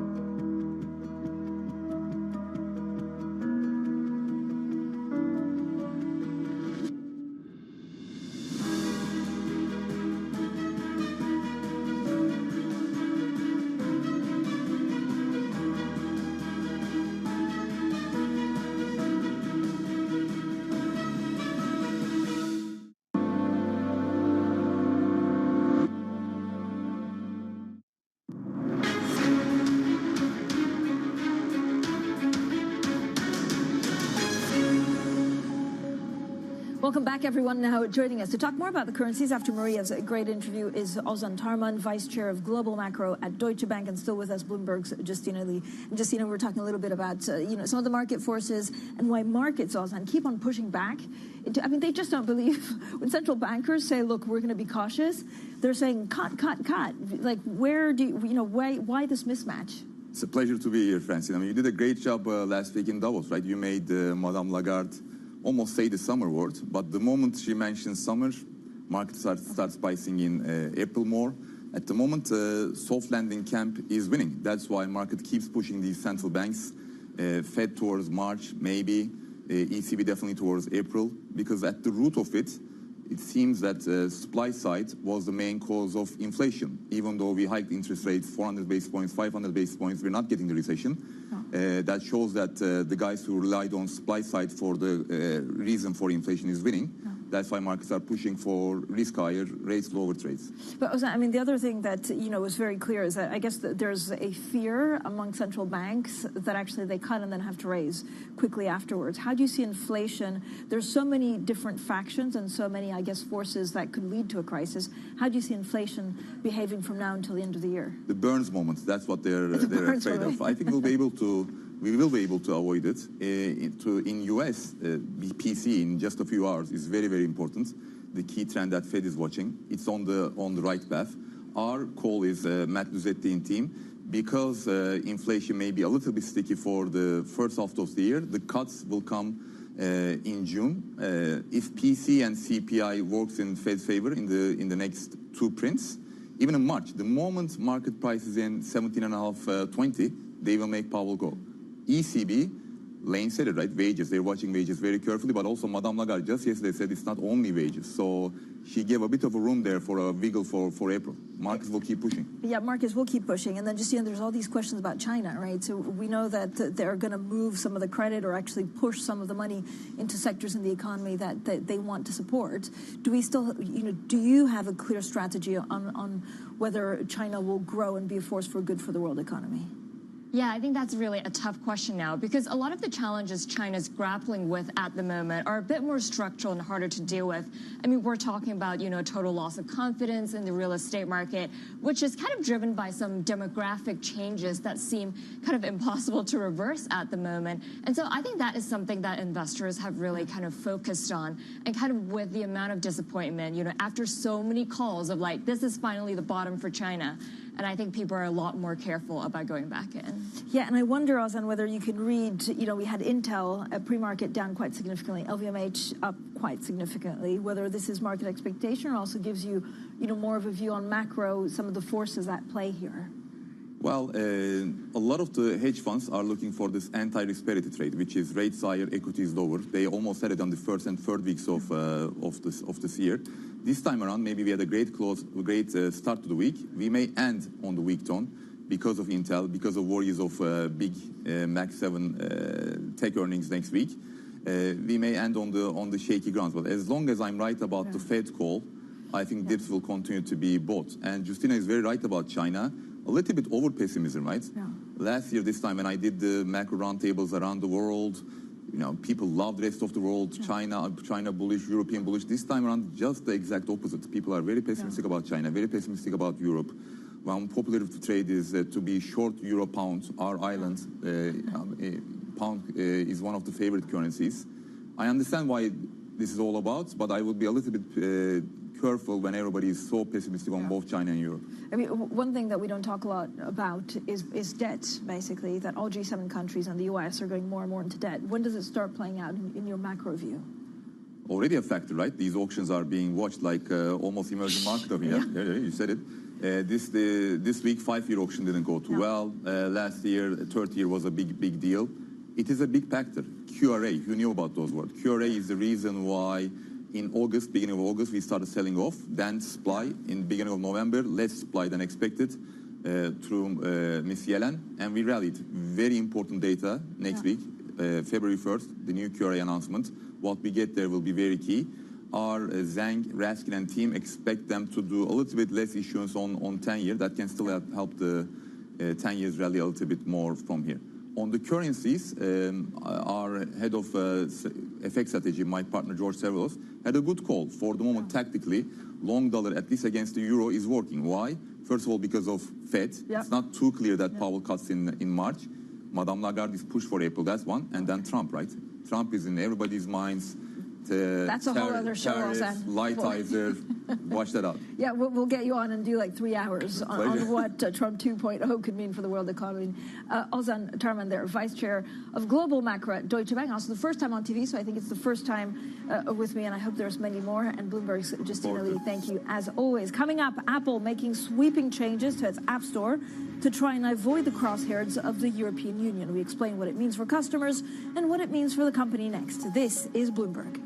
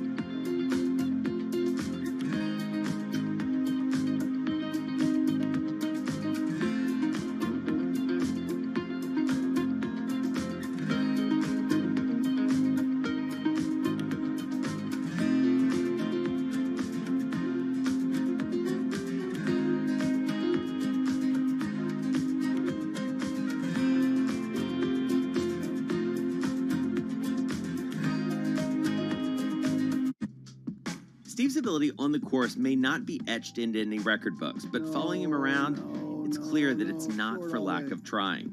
Jeez. We were constantly hustling behind him as he caught up with executives in the portfolio companies and reminisced with former and current players.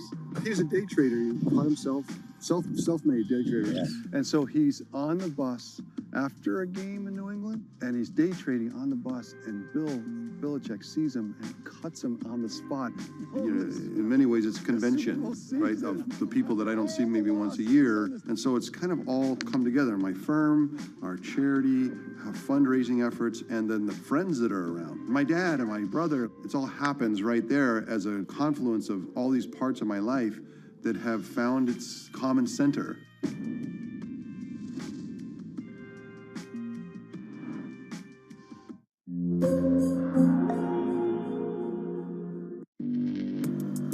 Access the financial world on demand. Hear from leading economists, policymakers, and industry experts via live and on-demand webinars, only from Bloomberg. Start exploring to see what's moving the markets. Visit Bloomberg.com/webinars. Or other authorities. We could face bigger challenges next. It was going to keep reading World Cup. This is a three. As the economic picture. Covering the intersections of Hollywood, Silicon Valley, and beyond.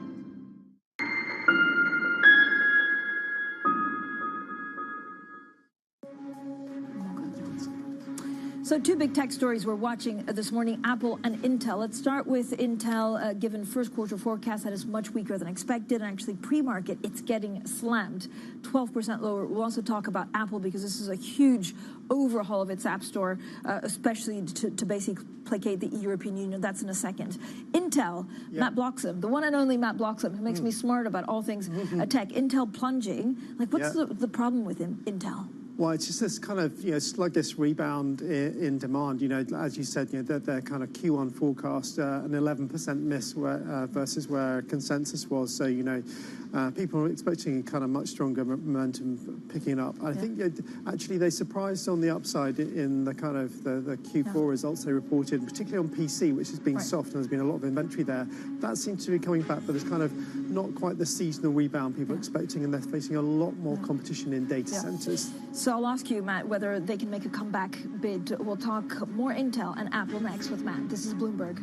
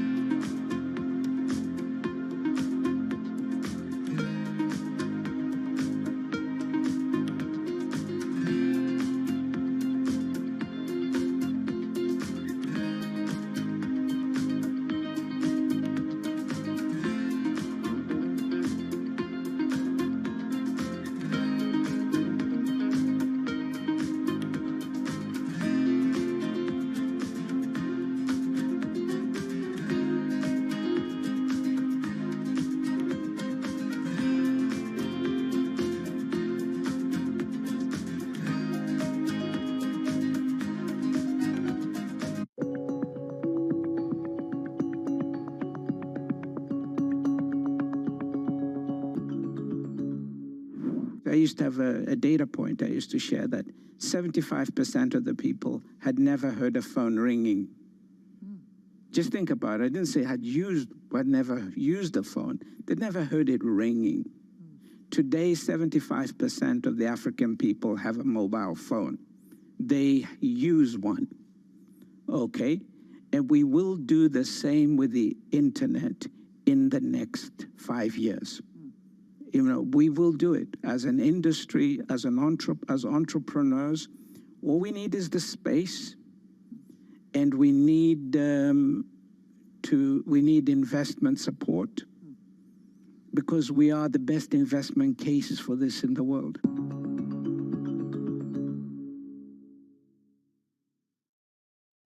Top names Times in climate finance are on Bloomberg. I can't tell whether you're optimistic or pessimistic about climate finance. A lot of great stuff is happening, but is it enough? No, it's not enough. I'm biased. I'm a huge investor in both fission and fusion, and hoping that it comes in time. Transition is not going to be an event. It's a process. But at the end of the day, it's the right thing for the planet, it's the right thing for the industry, and there is business opportunity. In a multi-trillion-dollar industry, there's a lot of ground to cover. We indeed have a rally. We're talking a lot of dividends, we're talking income. We'll show you what's happening in ETFs like no one else. Bloomberg ETF IQ, Monday on Bloomberg.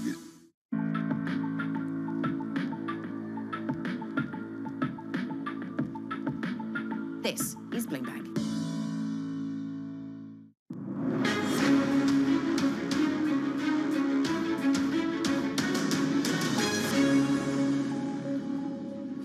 Now, shares in LVMH surge as the world's largest luxury group shows that better-than-expected resilience to a slowdown gripping the sector.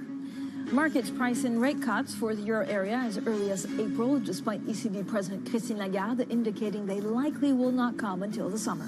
Plus, Apple opens up. Customers in the EU will be allowed to download software from outside its app store for the first time ever. It comes ahead of a round of new antitrust laws. So good morning, everyone, and welcome to The Pulse. I'm Francine Lacqua here in London. Now, we were talking a little bit about Intel, but now let's talk about Apple embarking on this historic overhaul of its Apple Store operating system and web browser in the European Union, really aiming to placate regulators set to impose tough new antitrust rules. Now, still with us, Matt Bloxham from Bloomberg Intelligence. Matt, I mean, this for me is a huge deal. Yeah. I know you told me, look, it's a long time coming, but explain to us, what happens after this? Is there going to be more change, and why are they doing it?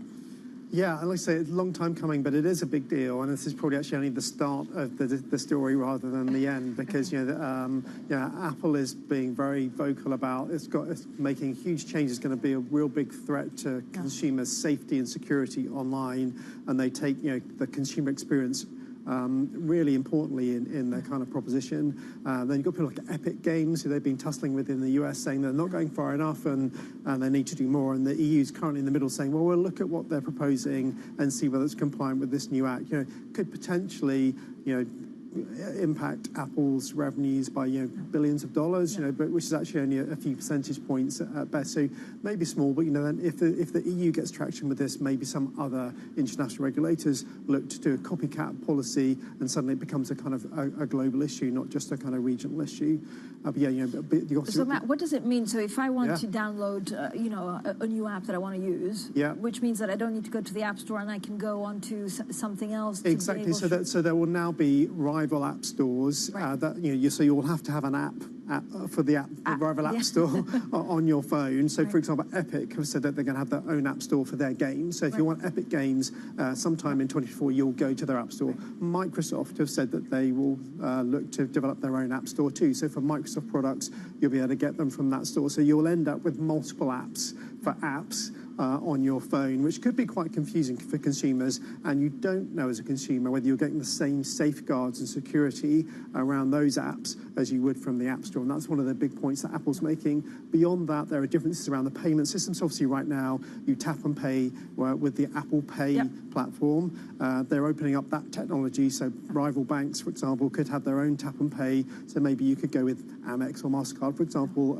instead of the Apple Pay platform. The other thing is the web browser. So right now the default web browser on your iPhone is Safari. You'll get a choice now to choose a different default, for example, Google Chrome as your default browser. And Matt, this is the European Union, because basically they're trying to not be slapped down by the EU Commission. Does it automatically at some point go to the US, or you could have two completely different systems? Completely different. Every jurisdiction has its own approach on antitrust. Normally with antitrust, it's kind of ex post after the fact. But this is kind of a preemptive move to try to kind of control all of these tech giants in one foul swoop.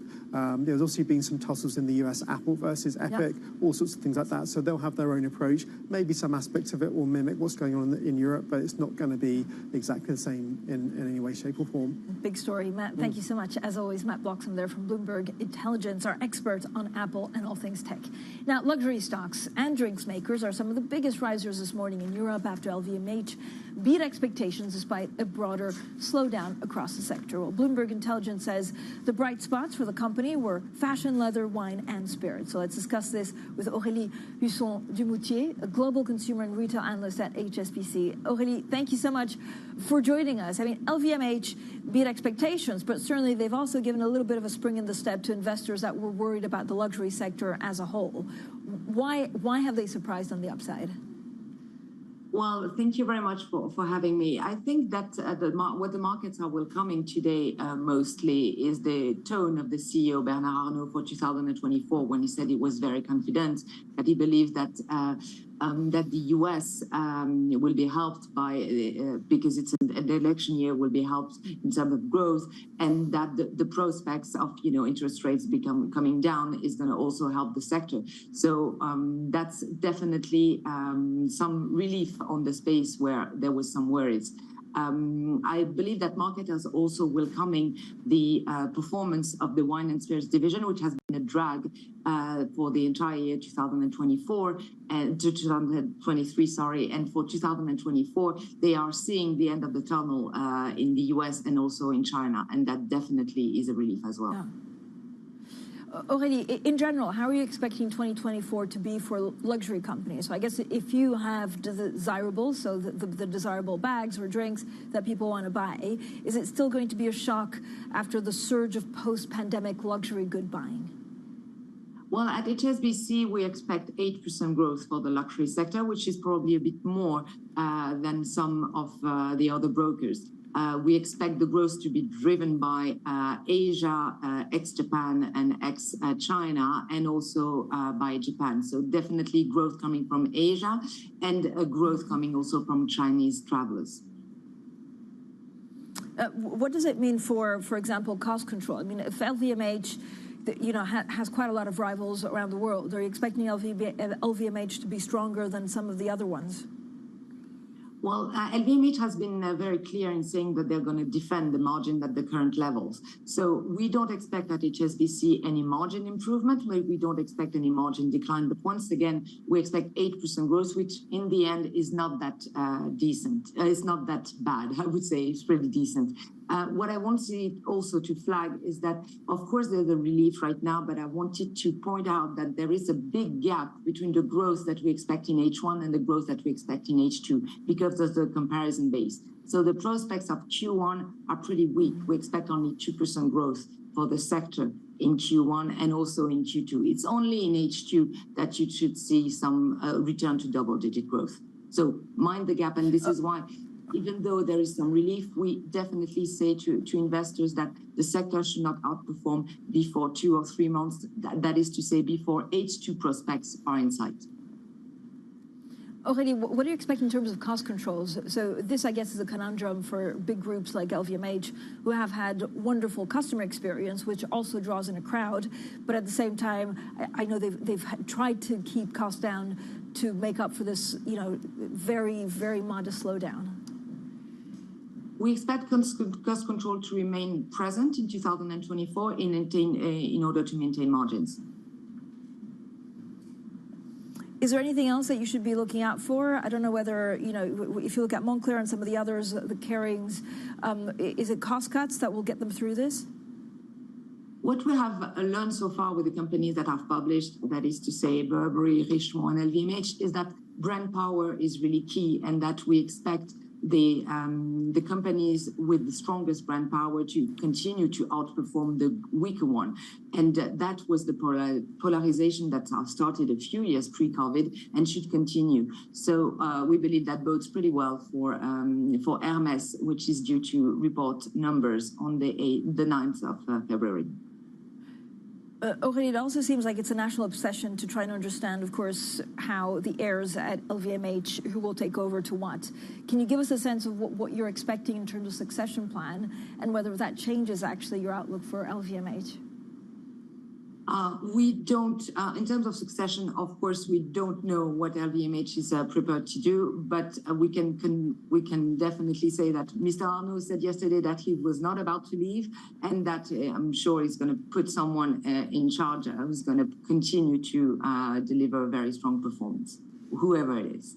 Aurélie, whoever it is. Thank you so much for your time today. That was a great insight from Aurélie Husson-Dumoutier, their global consumer and retail analyst at HSBC. Coming up, the US and UK impose sanctions on senior Houthis as a militant group continues its attacks on vessels in the Red Sea. That's coming up next, and this is Bloomberg.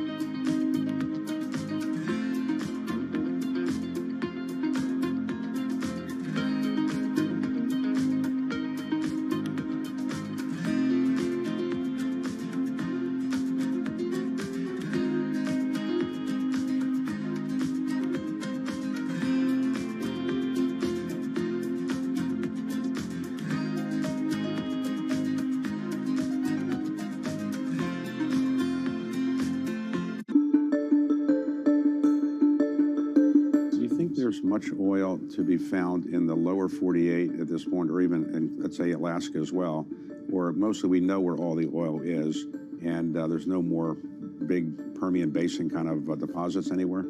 People have said that over time, and then we've always been surprised. And so the U.S. has been explored more than any other place in the world. I think the industry has a good idea, but technology allows you sometimes to recover things that you haven't been able to before. That's the story of shale. The other one that continues to be a positive story is deepwater Gulf of Mexico, where we'll go out and drill in a mile or more of water depth and then go down several more miles and find large fields. And the Gulf of Mexico is still relatively underexplored compared to the onshore. So I think there's still room for more discoveries.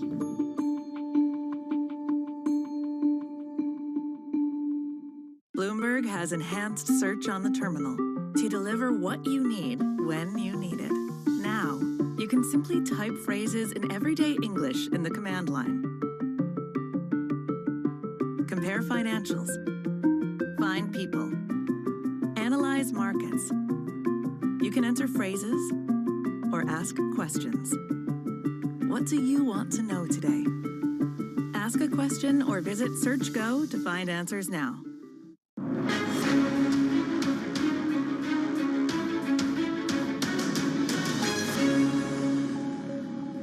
Well, the US and the UK have imposed sanctions on 4 senior Houthi militants as the Iran-backed group continues its attacks on vessels passing through the Red Sea. Well, joining us now is Bloomberg's Mark Champion. Mark, there's a lot to talk about, and I don't know whether you're seeing a little bit of a status quo. I know we'll talk about the politics and, of course, some of the calls, for example, for Prime Minister Netanyahu to step down.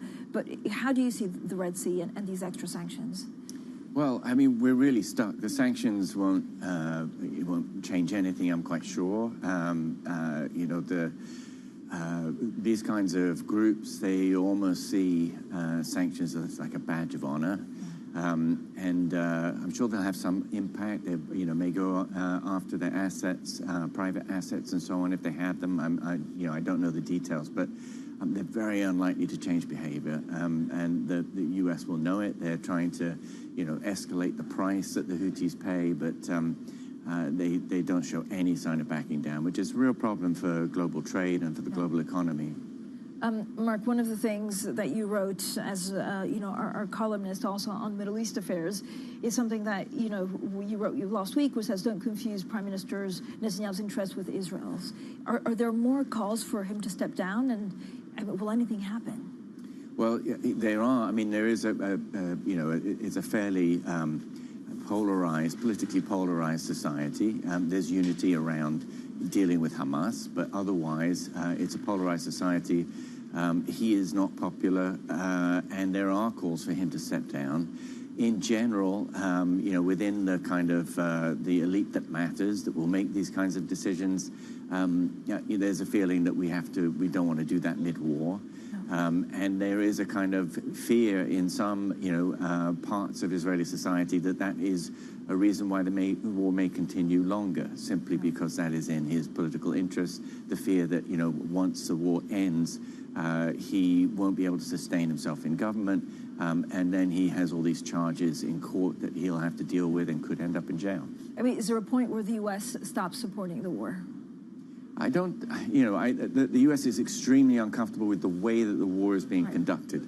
I don't see a moment yet in which they simply say, halt, stop, and use the tools that would be necessary to make an impact there. You can argue whether they should, but at the moment, I don't see that happening. But how do you see actually everything changing? Because there's also a number of videos of, possibly civilians getting killed, and the world is probably turning. I mean, the world has feelings. Whether they're verified or not is another matter. But is this shifting the narrative on Israel? Absolutely. I mean, this has been, you can win on the battlefield and lose off. And, the story of this war really has been that Israel very quickly lost that public battle. There's a lot of feeling with Israel that this is to do more with anti-Semitism than the rights and wrongs of the thing.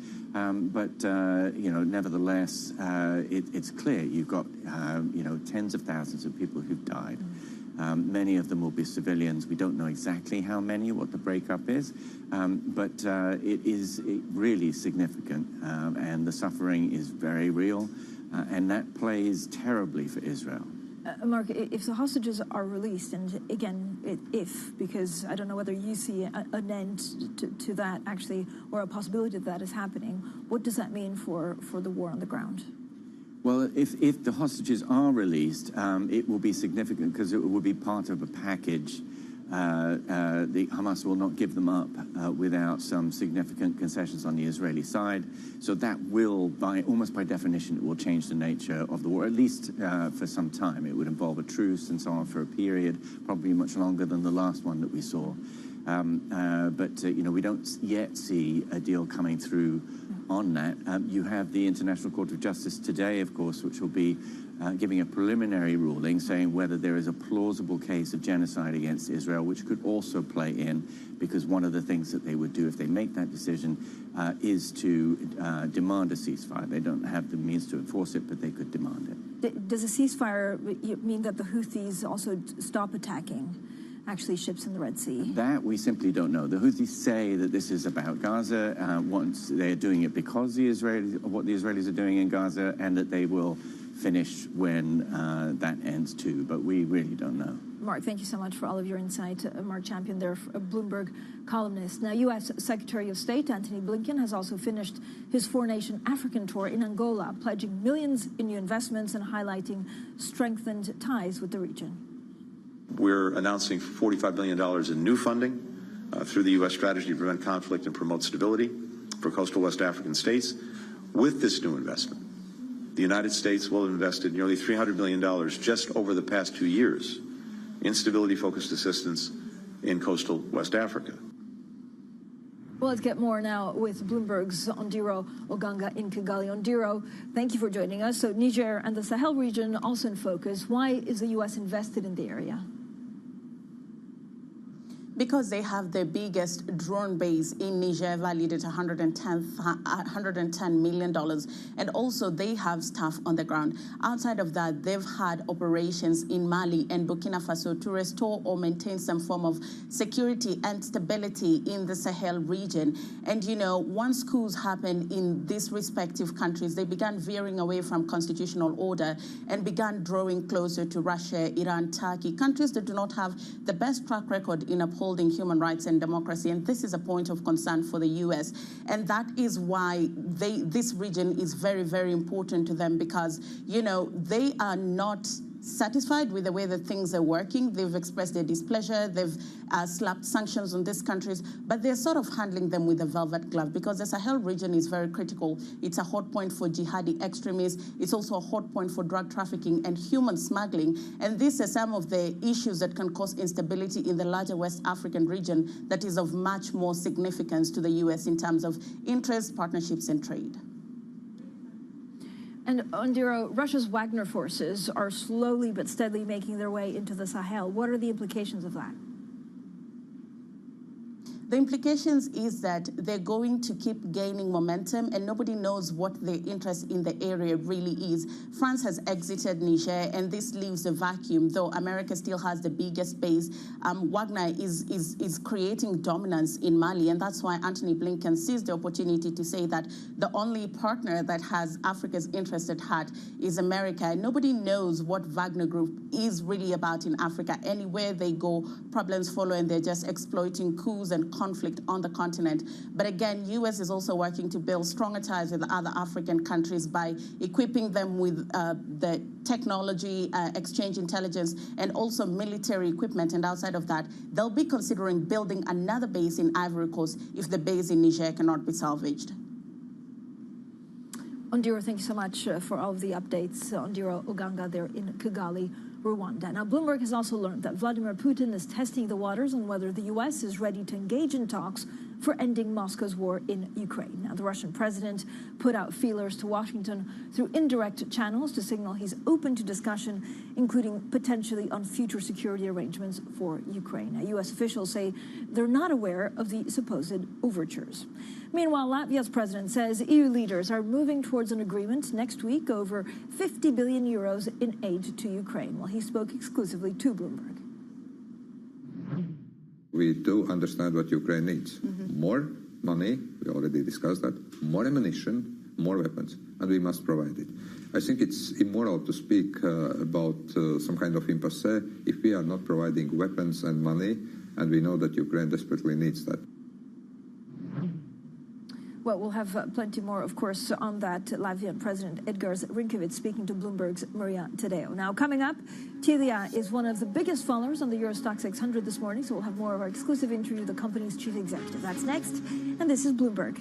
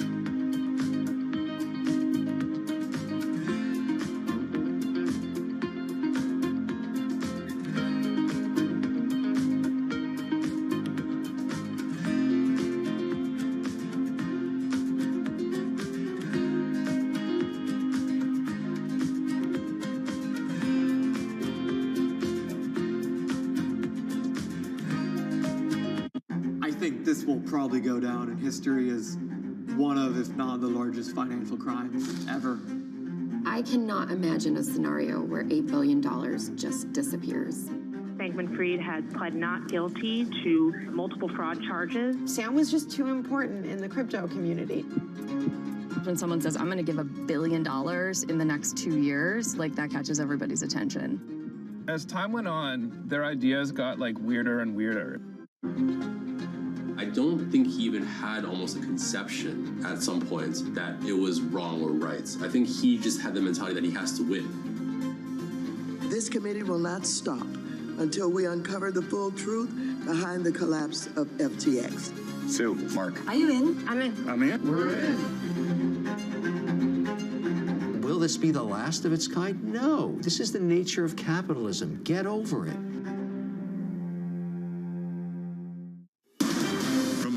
Politics politics to the world of business. Every weekday at 5 p.m. Eastern Time, hosts Joe Matthew and Keely Lines deliver news, insight, and analysis live from Bloomberg's Washington headquarters.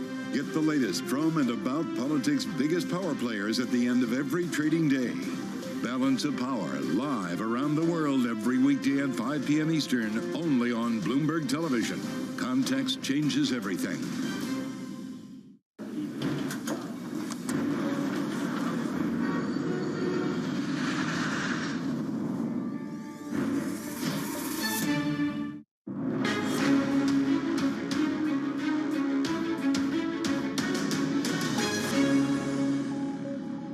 Now, Telia, one of the biggest losers on the Stock 600 today, the Swedish telecoms operator says times are tough in its TV and media business from an advertising point of view. Now, the company reported a loss in the fourth quarter, roughly in line with forecasts. Well, the chief executive, Alison Kirby, spoke with Bloomberg exclusively a little earlier.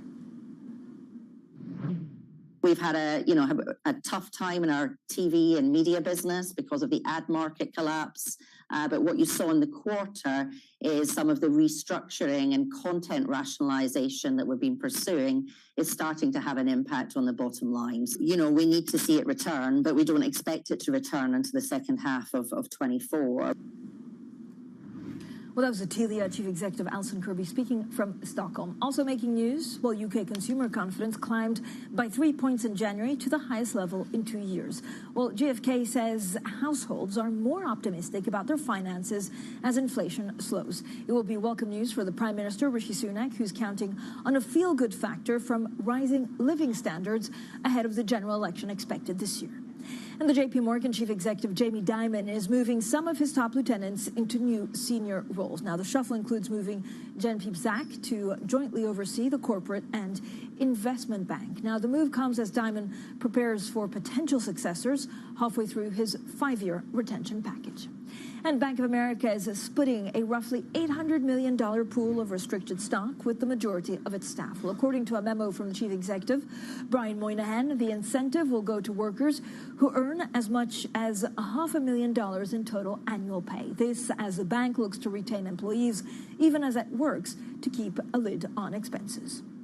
And Microsoft will lay off 1,900 people across its video game divisions, including at Activision Blizzard, which it bought for $69 billion. An email to staff seen by Bloomberg said the cuts represented about 8% of Microsoft's 22,000 gaming workers.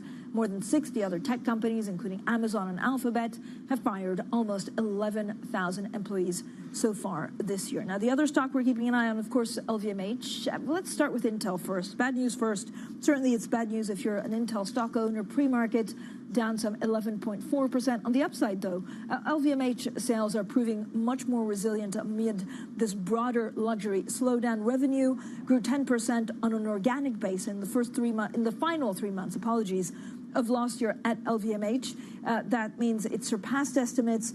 It did reassure analysts and investors, and you can see LVMH gaining 9.6%. Also, Rémy Cointreau getting a boost from some of the planned cost cuts, and you can see Rémy Cointreau gaining some 13.2%. Plenty more to come on Bloomberg. Up next, the Bloomberg Brief. Danny Berger in London for the very last time. Manus Cranny in New York, and this is Bloomberg.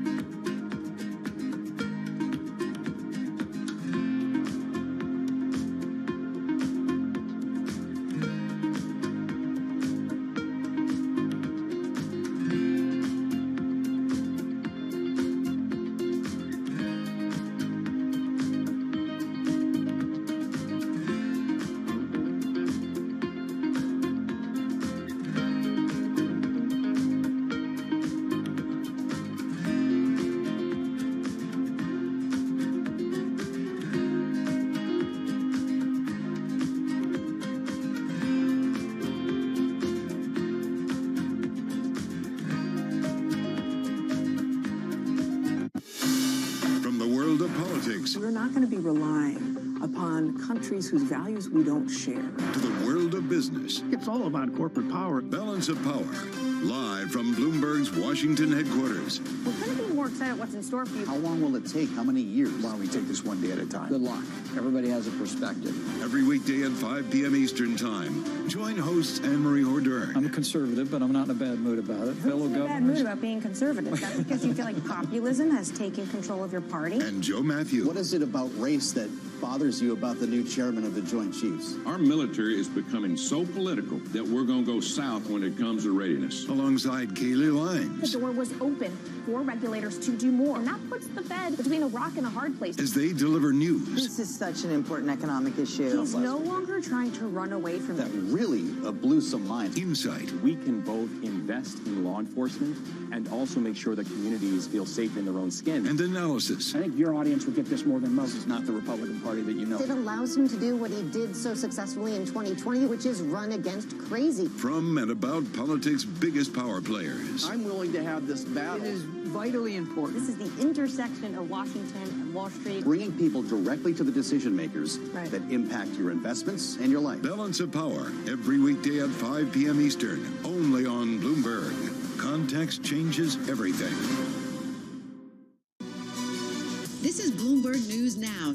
News when you want it at the touch of a button. Another volatile day on Wall Street. We're seeing big moves. All eyes on Capitol Hill as Democrats and Republicans prepare. Today's job numbers casting doubt on the Fed's next move. Inflation remains front and center. And that's news when you want it with Bloomberg News Now. Get it 24/7 on the Bloomberg Business app, Bloomberg.com, and anywhere you get your podcasts. Bloomberg News Now. Context changes everything. Always on the heartbeat of the tech sector. Spread across global markets. The real-time data aspect is going to be important. We're going to bring you expert analysis on that. Sure. Don't miss Bloomberg's interview with the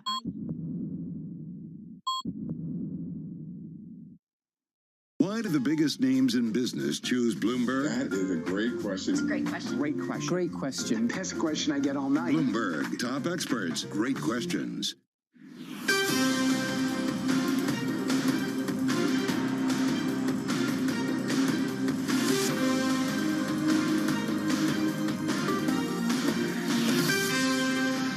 Good morning from our world headquarters in New York. I'm Manus Cranny.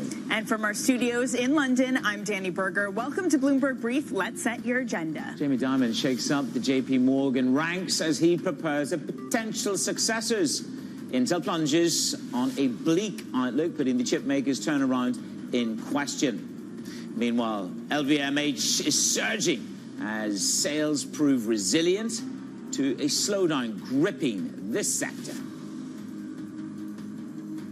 Breaking news from the President of the United States. Biden is to freeze approvals, Danny, on exporting gas. So this is going to be a blow to LNG. There's LNG now. It was up 3.25% before the red headline hit the tape. What does this actually mean? So they're going to freeze approvals on exporting gas. What does that really mean? So this is going to be about scrutinizing, we understand, the shipments after climate change. This is very much geared towards climate change. Scrutinizing how the shipments affect climate change, the economy, national security, and of course, they're already investigating some of this. It's a moratorium likely to disrupt plans for billions of dollars of projects. Interesting that they're doing this right now as we go into these head-to-heads with Trump and Haley. It's a huge political decision. Now, there's natural gas coming back by 1%. Danny, this is the state of play. We've got European gas futures. We'll keep an eye on those a little bit later. Let me just tell you what's going on in the rest of the markets. This is what we've got for you. Equity markets taking a pause from a 6-day belter on the upside. Globally, I can tell you, $18 billion, according to the Bank of America Flow Show, went into equities over the end of last week. And really what you've got here is Intel down 12% now in the pre-market. I mean, it was a car crash. The guidance for the first quarter was brutally below the $14.25 billion. The foundry business is not kicking as they expected. I can tell you this on tech. Tech down 0.5% this morning. Again, inflows of nearly $3 billion last week, the largest since August. Going into tech in the US. Europe is absolutely genuflecting at the altar of Louis Vuitton and Dior. It's flying high, soaring, the biggest intraday move in 2 years for Louis Vuitton, up over 10.25%. We're moving from an exceptional period, but it just shows you this real bifurcation in luxury, Danny, which is super high-end luxury is normalizing and is moderately resilient relative to aspirational luxury. Danny.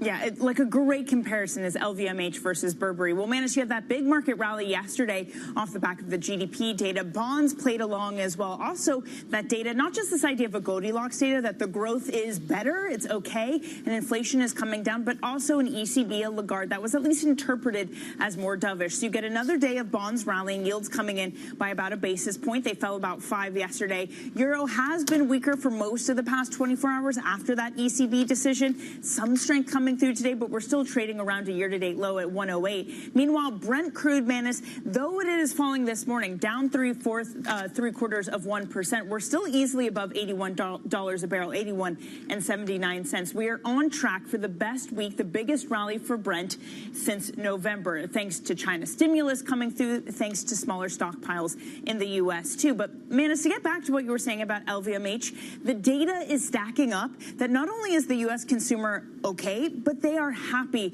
to spend. We saw it in luxury earnings. We've seen it in the bank earnings. Visa also had earnings that saw their shares rally by 8% because consumers are spending with hopes that the economy is getting better. And all of this is going to feed into the narrative for the Fed. If you think the consumer is strong, the prices paid element in the GDP numbers yesterday also falling. This all gives the Fed the cover that they need. Let me just show you what's going on with FCON. Financial conditions both in the Eurozone and here in the United States of America, they are as light as they can be for the past 2 years. And this is perhaps deflating some of the narrative of early rate cuts in the very front part of 2024. FCON is loose. That emboldens this growth, soft landing story, and it gives cover, potentially gives cover to the Fed to hold out longer than the market anticipates.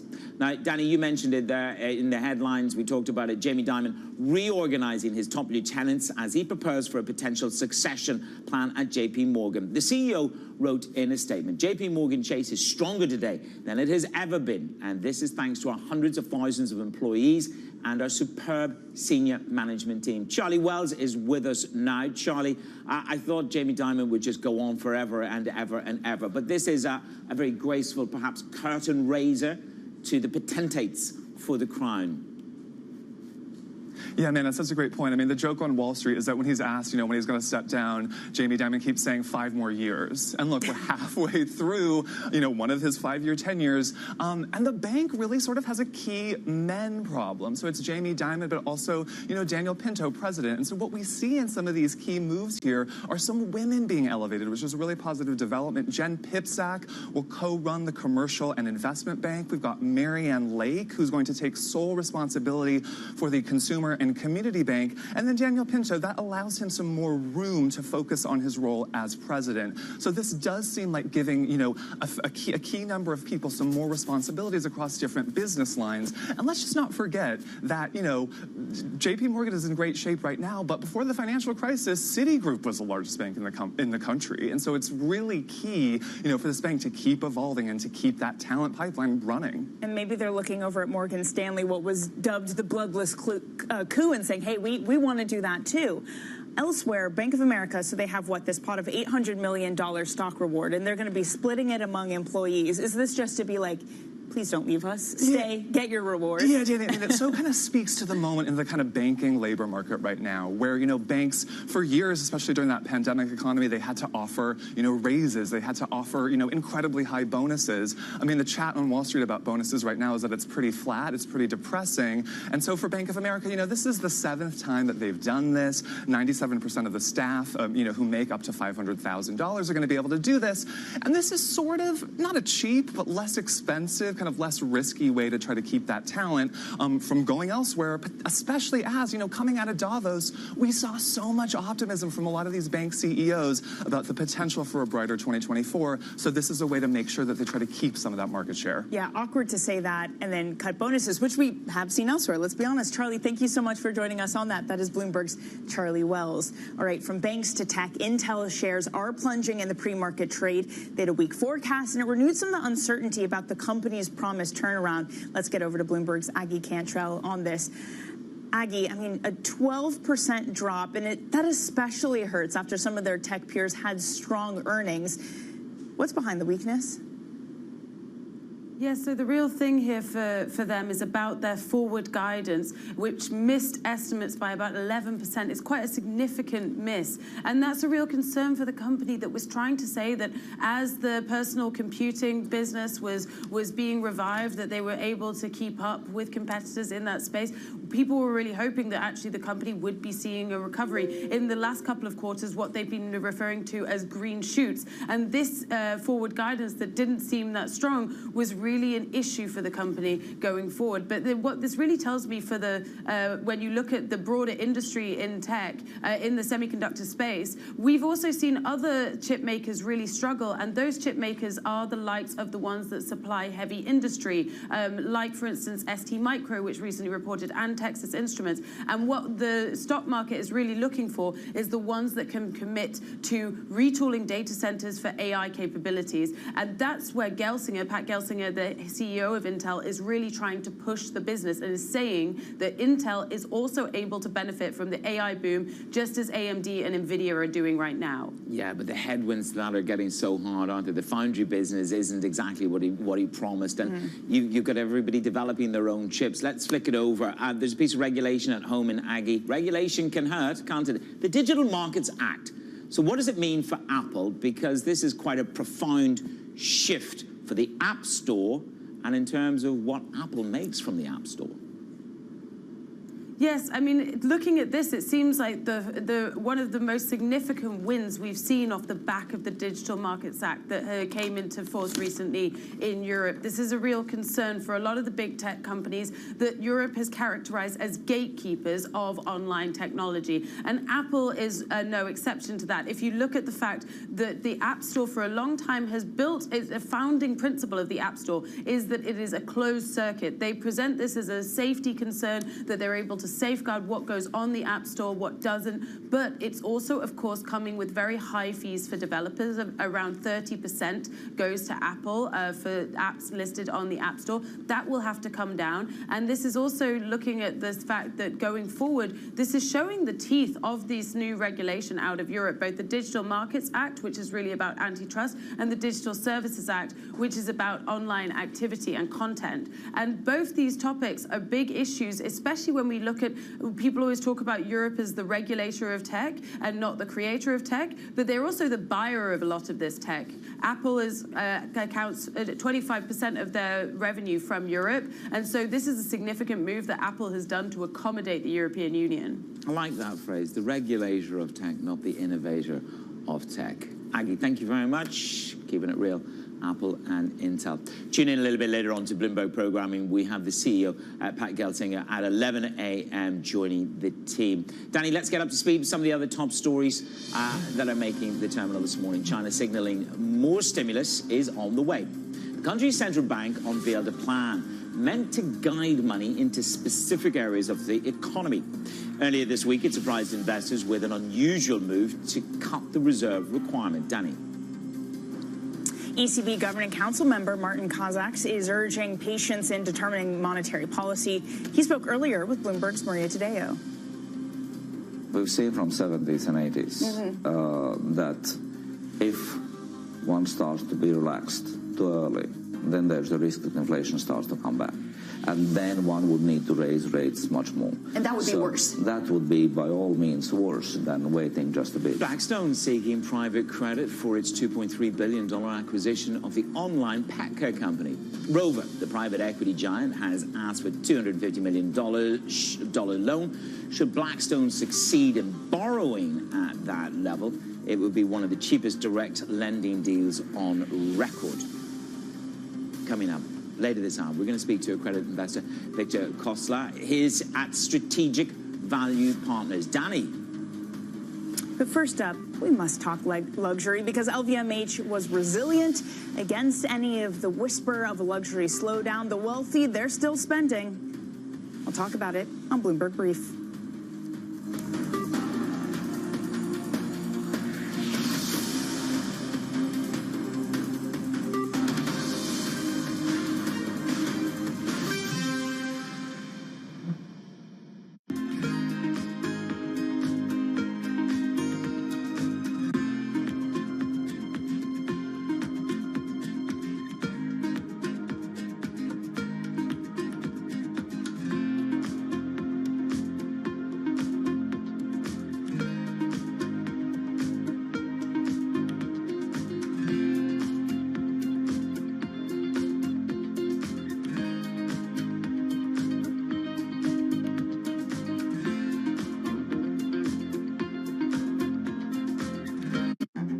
This will probably go down in history as one of, if not the largest financial crimes ever. I cannot imagine a scenario where $8 billion just disappears. Bankman-Fried has pled not guilty to multiple fraud charges. Sam was just too important in the crypto community. When someone says, I'm going to give $1 billion in the next 2 years, like that catches everybody's attention. As time went on, their ideas got like weirder and weirder. I don't think he even had almost a conception at some points that it was wrong or right. I think he just had the mentality that he has to win.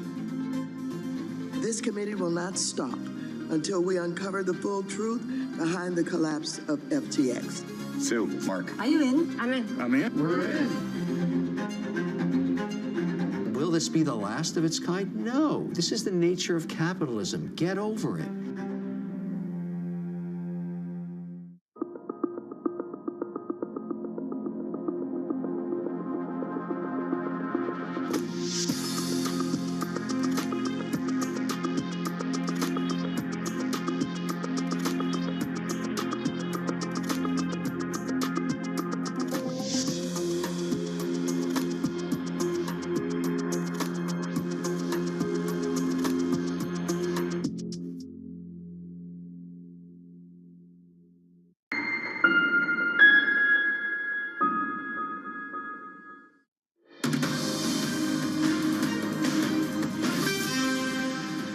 It is Bloomberg Brief. I'm Manus Cranny in New York. Danny Berger's last appearance in London. More of that in a little bit of a moment.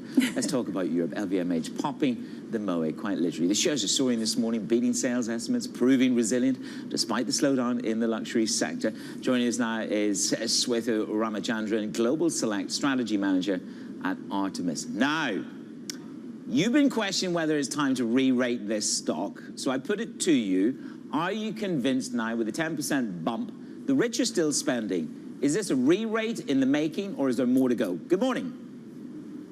Good morning, Manus. Thank you for having me. Well, I think the relief rally is really a function of positioning, where the sentiment on the sector has really become quite moribund over the last few months.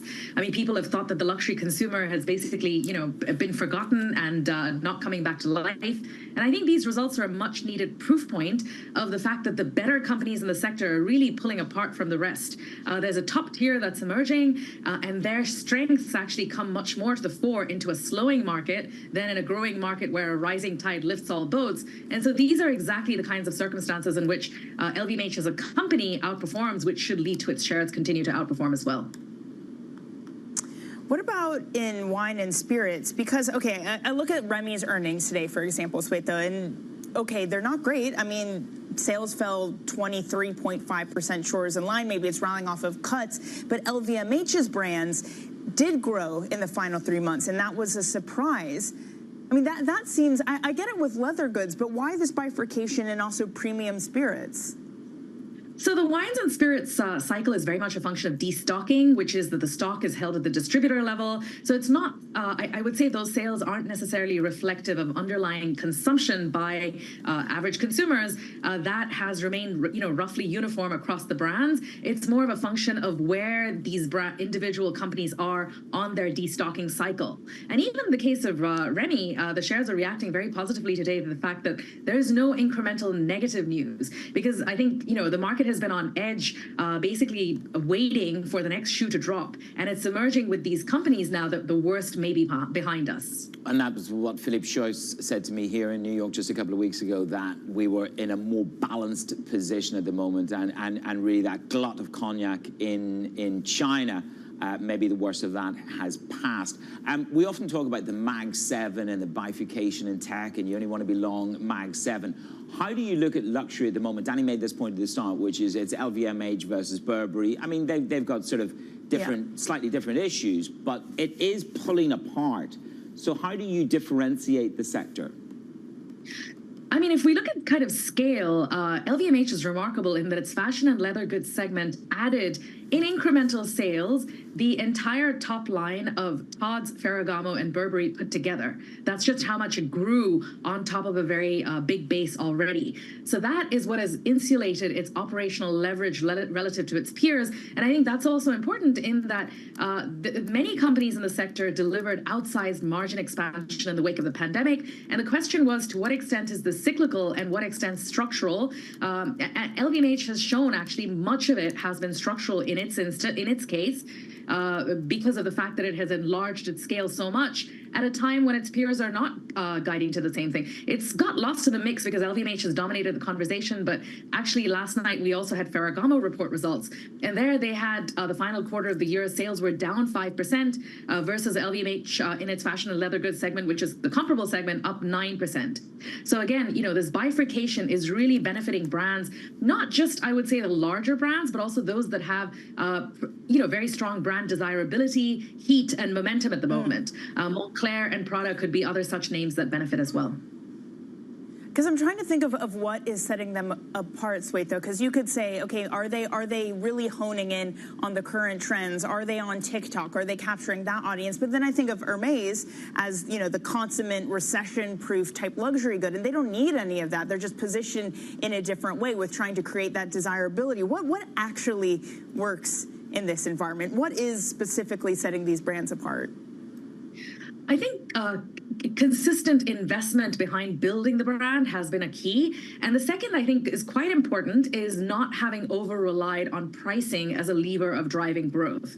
Now, we've seen, many complaints from aspirational luxury consumers that they have been shut out of the market because of very significant price increases that these brands have taken. And the better brands have, of course, taken prices up, but they have also managed to grow more by mix, which is selling more high-priced products to higher-spending consumers, and to segment their customer base much more widely and effectively than other brands with a much more narrow price architecture and narrow offer have been unable to do. So I think this is really where brands like, Richemont, the companies like Richemont with brands like Cartier and Van Cleef also alluded to the fact that they had been much more measured in terms of price increases, which also allowed them to deliver a sequential revenue acceleration in a way that the smaller brands that, press the pricing lever too hard have not been able to do. Right. I will be honest, I was in Cannes earlier this week. I did stop by a Cartier. I may or may not have bought something.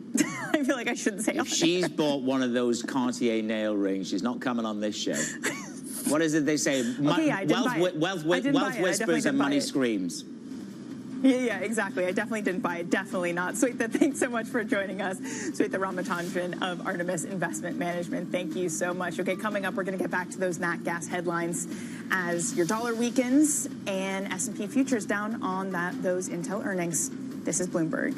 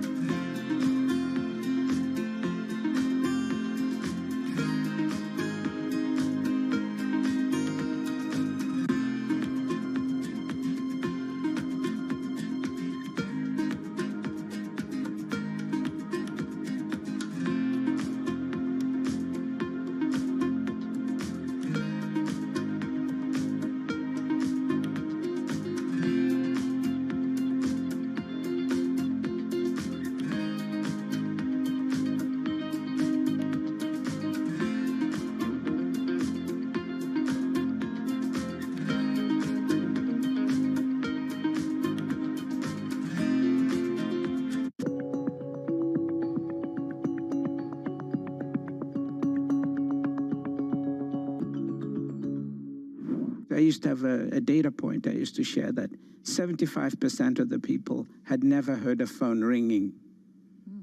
Just think about it. I didn't say had never used a phone. They'd never heard it ringing. Today, 75% of the African people have a mobile phone. They use one, okay? And we will do the same with the internet in the next 5 years. You know, we will do it as an industry, as entrepreneurs. All we need is the space, and we need investment support, because we are the best investment cases for this in the world.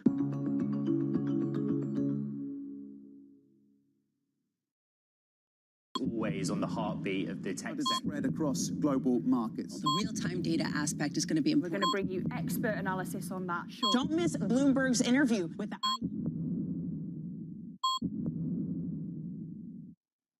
Bloomberg has enhanced search on the terminal to deliver what you need when you need it. Now, you can simply type phrases in everyday English in the command line. Compare financials.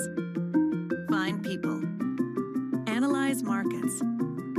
You can enter phrases or ask questions. What do you want to know today? Ask a question or visit SearchGo to find answers now.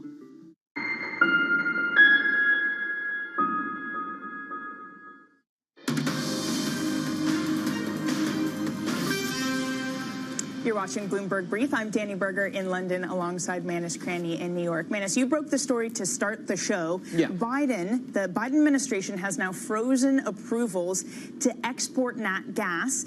It's an interesting time. You brought this up ahead of a major election season. It really does maybe hang in the balance some major projects, but according to the administration, they're doing this to study the climate effects and the effects on the economy and national security. Now, it should be said, big shout out to the whole energy team. We wrote about this yesterday on Bloomberg, and in part of ways, gas popped a little bit higher. Some context around this in terms of what the president is actually saying, and this is what the White House had to say. We're going to take a hard look at the impacts of LNG exports on energy costs, America's energy security, and our environment. And this pause on the new LNG approvals sees the climate crisis for what it is, an existential threat. And I think it's interesting. I went for the shorter form of that. You expanded it, Danny. It's very interesting timing going into an election cycle. And this is what you and I were talking about this morning. Putting your stake down on preventing an expansion of LNG exports to the world is I would say it's a politically high ball to play.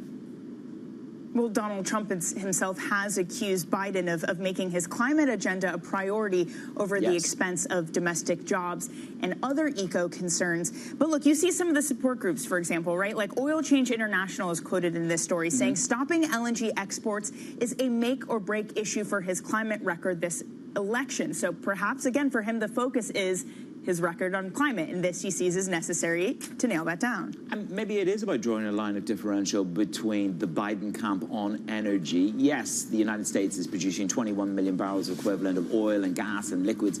I mean, it's a massive exporter, but of course they're tying head-to-head on LNG with Qatar. What have we got? Another bit of private equity, another bit of credit? That's what we do on this show. Always. We love our private markets here. We're going to speak with Victor Kosla of Strategic Value Partners here on The Brief.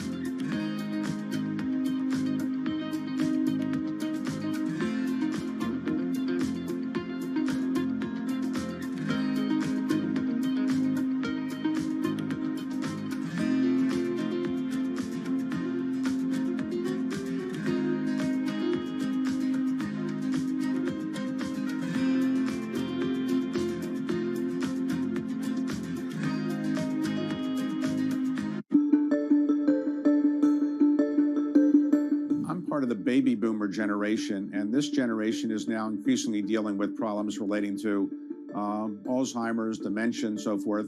Not particularly my age, but maybe some people my age, even younger, but obviously in their late 70s, 80s, and 90s, more and more we're reading about Alzheimer's. Is this an epidemic that you can't really do anything about, or is it something we can deal with in some way? It's a real challenge for a lot of families, mine included. You know, I have a 90-year-old grandmother at home who's struggling with dementia, and providing care for her has been a real challenge. And for my family, we love her dearly, we want to be there for her, but where it's painful for us to see the toll dementia has taken on her. This is rightfully, a concern for families across the country. We're investing a lot in studying dementia, to not just Alzheimer's, but other forms of dementia, to understand what's driving it. But very interestingly, there's also some research that's taking place, lifestyle research, if you will, on the impact of diet, of social connection, of physical activity, and sleep on dementia as well. Dean Ornish, professor at the University of California, San Francisco, has been actually one of the key folks, who has been leading some of that research on the impact of lifestyle and dementia. This is a promising area.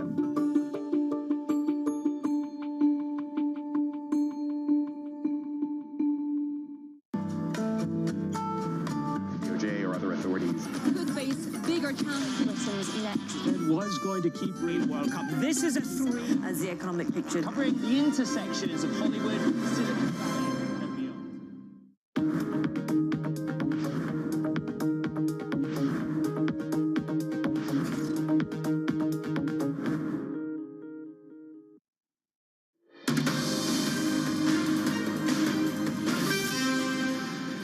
Welcome back to Bloomberg Brief. I'm Manus Cranny in New York.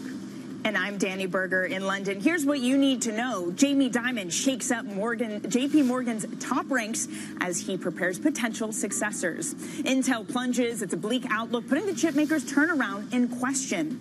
Meanwhile, LVMH is surging as sales prove resilient to a slowdown gripping the sector. Resilience in LVMH, resilience in the consumer, GDP data that was stronger than expected, and PCE within the fourth quarter GDP data that was at 2%. All of that meant we could get a rally with both stocks and bonds.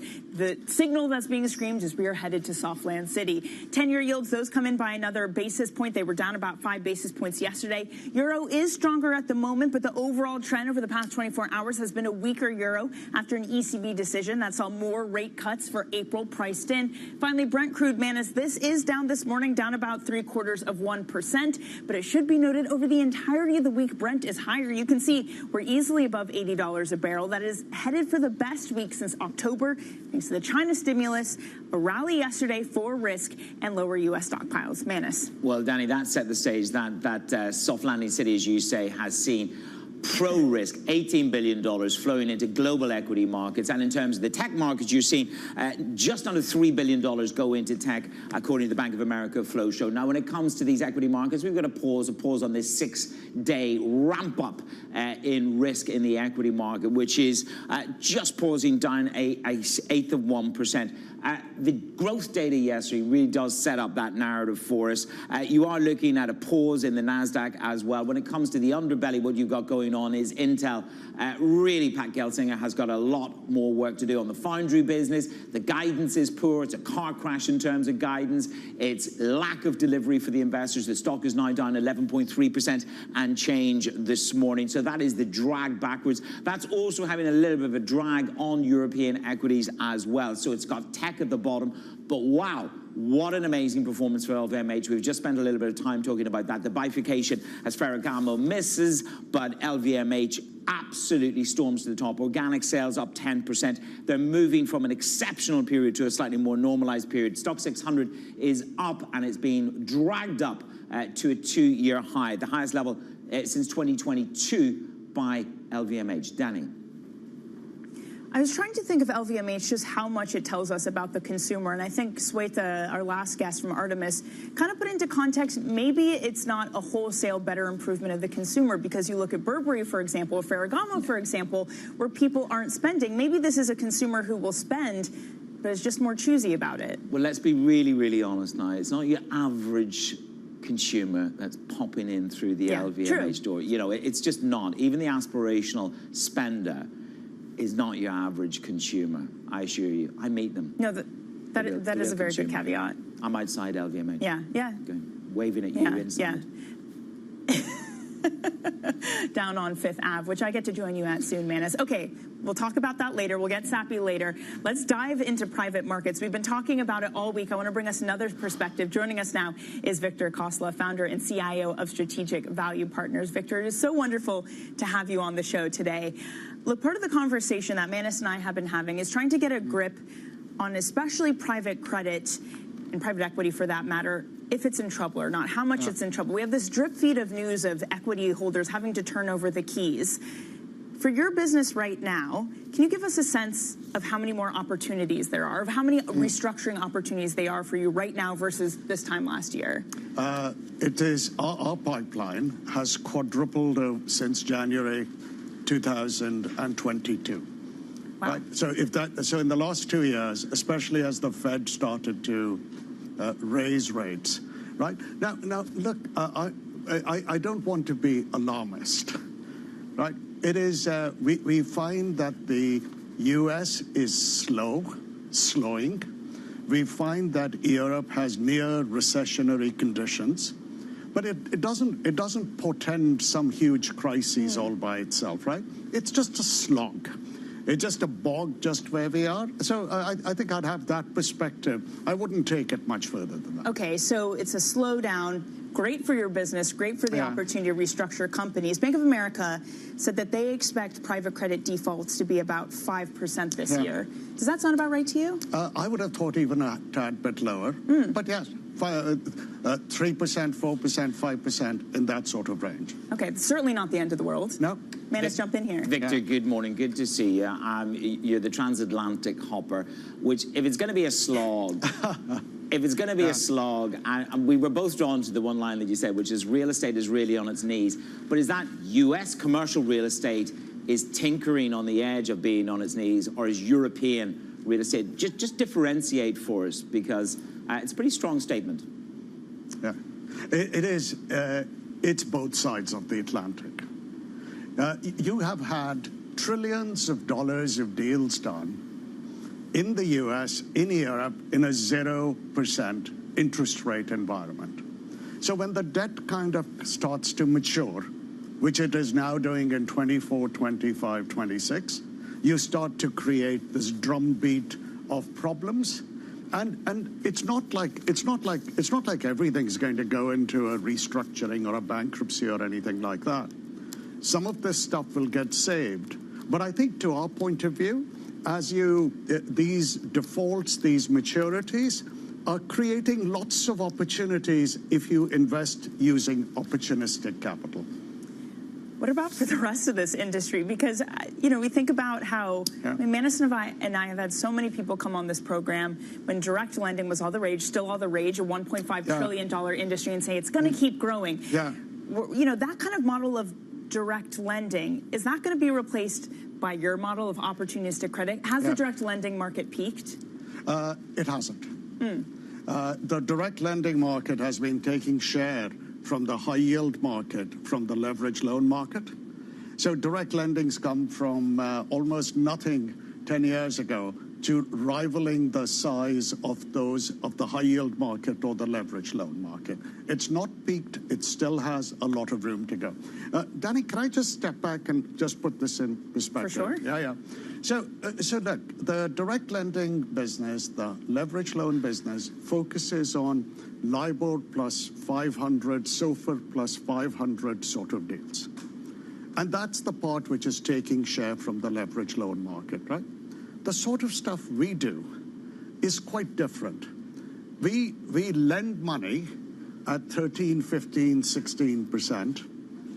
We buy companies which are over-levered, where we need to even kind of put some equity in. And we obviously buy companies through a debt-to-equity restructure. Right.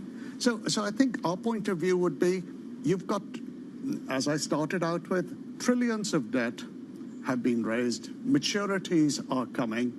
To grapple with them, to deal with them, you're going to need all those tools. And that opportunity set It's the richest. I have seen it since 2008. Victor, if you're managing to earn 13, 14, 15, 16% over, I mean, that's like nirvana. As things get tighter here, and as moments of crisis appear, or moments of, let's say, distress appear, can you squeeze those returns higher?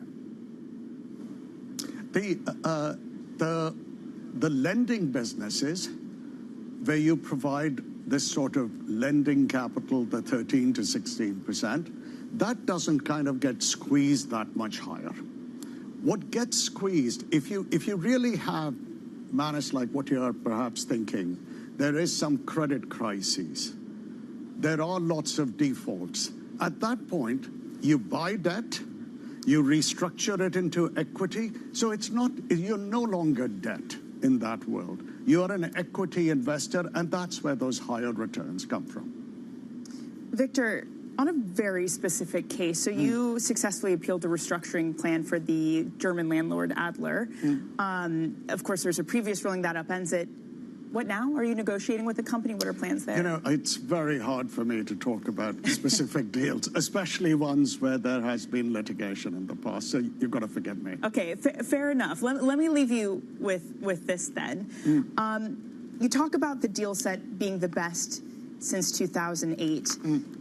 In what specific area? Is this across the board, or is there a sector, a concentration where it's especially ripe for opportunity?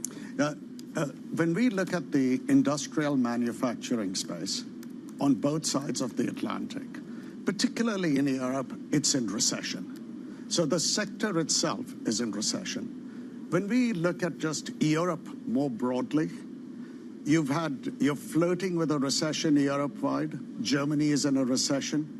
And as a result of that, the opportunity to make those high-rate loans or to buy companies which are pretty levered, where you inject equity, that opportunity set we can really see. And then where we started out with a little bit, the property market. It's starting. Maturity's coming, property market restructurings, take back of properties are starting on both sides of the Atlantic. So that's a very broad How bad is that going to be, Victor? Put that in context. We can't let you off the stage without putting a categorization around that. Is that GFC style? Is that 2000 style? I mean, you sound like a man that's salivating. So how bad's it going to get? If you just look at public stocks, real estate public stocks, REITs in the US, office REITs are down 40% from the peak. 40%, 40%. The underlying assets, New York has 20% vacancies. If you want to kind of rent in New York today, your net rents are 35, 40%, assuming you can find a tenant. So, so if you own this stuff with 80% leverage, and you're down 40%, look, it's just math, right? It's sort of where we are today. Well, that makes me feel a certain type of way about to move to New York and need to rent myself. I'm not getting her an office block, that's for sure. That's what she's eyeing before. Victor, come and see us. I would love to live in an office block. come and see us in New York when this bloodbath begins to really take a turn on the commercial property side. Come and see us. You can tell us which ones you're buying. Victor Kozla there of Strategic Value Partners, putting some context around the leveraged loan. Coming up on the show, BlackRock's Laura Cooper talks to us on the market vault.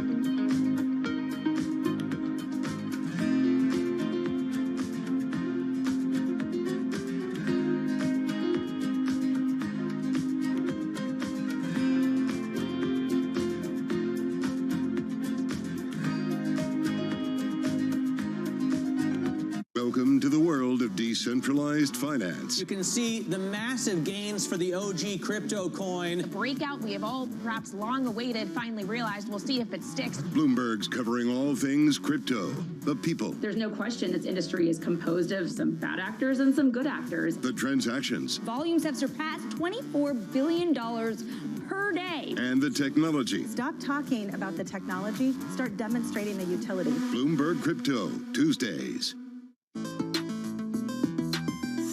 Regional sports networks. There's a lot of, it's a business that seems to be collapsing.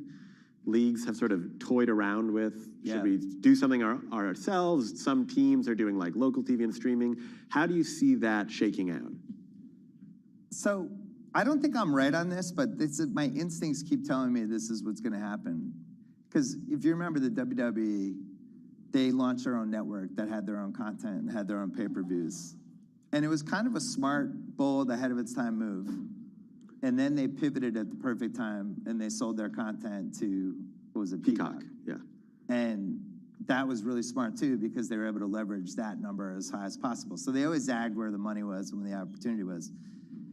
I think the opportunity for the NBA with the local teams would be to own all that themselves.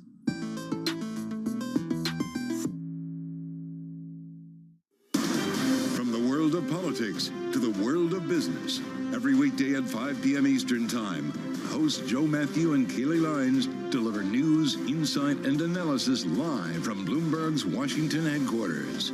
Get the latest from and about politics' biggest power players at the end of every trading day. Balance of Power, live around the world every weekday at 5 p.m. Eastern, only on Bloomberg Television. Context changes everything.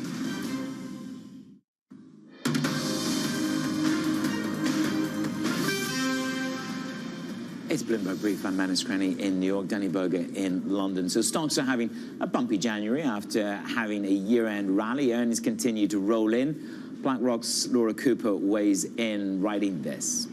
It's a tug-of-war between the policymakers. The current market expectations is expected to weigh on the market sentiment, driving bouts of volatility. Laura, I mean, it's been a storming record after record after record, day after day, for the past 5 days. And yet you sound hesitant, and I wonder to what extent that hesitancy is predicated on the risk that we're just not going to get the rate cuts as front-loaded as everybody presumes, from both sides, from the ECB and from the Fed, but more from the Fed. Hesitant? Good morning. Good morning. Well, certainly we have seen a slight paring back of those Fed easing expectations, and there's probably further room to run, and that's probably going to trigger greater bouts of volatility in equities. But I think for now, it's really just been about these soft landing hopes that are driving market sentiment higher. And we certainly got a boost from that with the GDP print yesterday in the U.S., and markets essentially extrapolating this disinflationary trend through the end of the year. So for the near term, we could see some support, but I do think it's going to be more about the rates repricing story for one, and as well earnings dispersion that's probably going to set up, less of this all-in type of trade, but really more of that discrepancy across different sectors and regions. I was just looking at Michael Hartnett from Bank of America's note that he just sent out, and he basically said something similar to what you're saying, but specifically talking about it with AI and tech, saying that they're front-running the Fed cuts. And he says, he figures that the U.S. 10-year real rate, if that goes to above 2.5%, then the bubble would pop. What do you make of that? It's an interesting perspective because I think ultimately we do still like tech. We think the tech leadership can persist because, yes, valuations are stretched. They all are vulnerable to the rate moves. But I think ultimately from a profitability perspective, tech is likely going to be the sector that can deliver on elevated earnings expectations. And if we kind of look a bit deeper, looking at what's driving the tech sector, semiconductors continue to be a strong performer. We have seen some bouts of, volatility based on idiosyncratic earnings reports, but that's still going to be strongly demand-driven. And then other components of tech, like software, we think that's going to be supported by resilient margins, whereas other sectors are probably going to come under greater pressure. So where do you want to hide out in this type of market? Well, it's really in those tech stocks. And that's what came through from State Street yesterday, which was adopt this barbell approach, a little bit of cash and a little bit of high-end tech. Now, because it's Danny's last day at home in London, I'm going to play for this. She has this obsession and she keeps putting her caveat. She keeps putting her risk warning in that she's not an advisor. But you actually say small caps are trading cheaply. You're playing to the crowds here. You say small caps are trading cheaply and are set for a snapback in performance. I know it's a technical trade that you're looking at, so it's about the discount to where they've been. But it is a heck of a discount. 40% in terms of the 40-year average, you're trading at 2 times earnings and 2.2 relative to the 10-year. So is it a tactical trade that you want to do in small caps to growth? I think it is a tactical trade in the sense that it is trading exceptionally cheap. I mean, if we look at the discount in U.S. small caps, it's about 7% lower than what it typically trades at from a PE valuation standpoint, whereas their large cap counterparts are trading at about a 12% premium. So on a valuation metric, we did close or underweight on size. But if we take a step back, the big picture, the fundamentals are still challenged, which makes it a little bit more of a tricky trade for right now because, you know, interest coverage ratios are low. Leverage remains a bit of a concern in the U.S. and Europe. And if we think about the growth dynamics, this is still an economy where the U.S. is going to moderate through the end of the year. Europe is still facing significant growth headwinds. So we're not yet seeing a significant upswing or sustained upswing in small caps. The timing will come, but I think we need to see clarity on the central bank policy paths, as well as some of those bright spots emerging in Europe and more clarity on really whether we're going to see this soft landing take hold in the U.S. Look, I love an underdog story, which is why I talk about small caps all the time. And yes, as Manus so wisely pointed out, I do not give investment advice, so that is certainly not investment advice from my end. Laura, you know, at the same time, we've had IG spreads in this whole risk rally compressed to the tightest in 2 years. Now, Vanguard Chris's Al Wine says that there's going to be recession in the second half, and then that means that spreads are going to widen back out. I know you don't really see that kind of stark of recession, so does that mean an IG rally can easily continue throughout the year? So our preference so far has been towards European investment-grade credit. I mean, yes, spreads are tight, but they're still off their historical levels. So it's not really a bet on spread compression, though. I think taking a step back, looking at the all-in yields, it is quite an attractive coupon income, taking up that up-in-quality approach.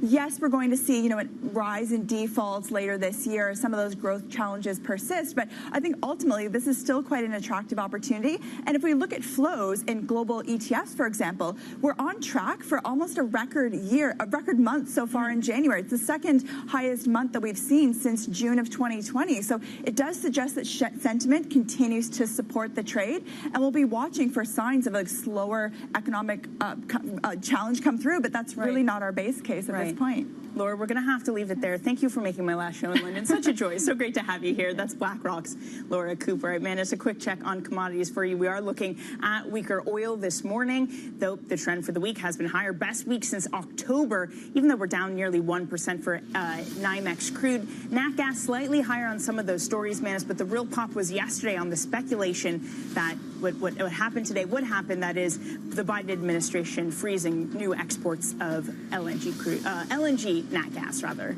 Yeah, my favorite line in the Bank of America Flow Show is, we have a monopolistic tech as an AI baby bubble grows. Bit of a warning. Baby bubble, so cute. Baby bubble. It won't be a baby bubble if it bursts. Apparently we've got to go. Nat, the producer, is saying we're eating up time. We'll talk you through the events of the day. Danny Berger leaves London.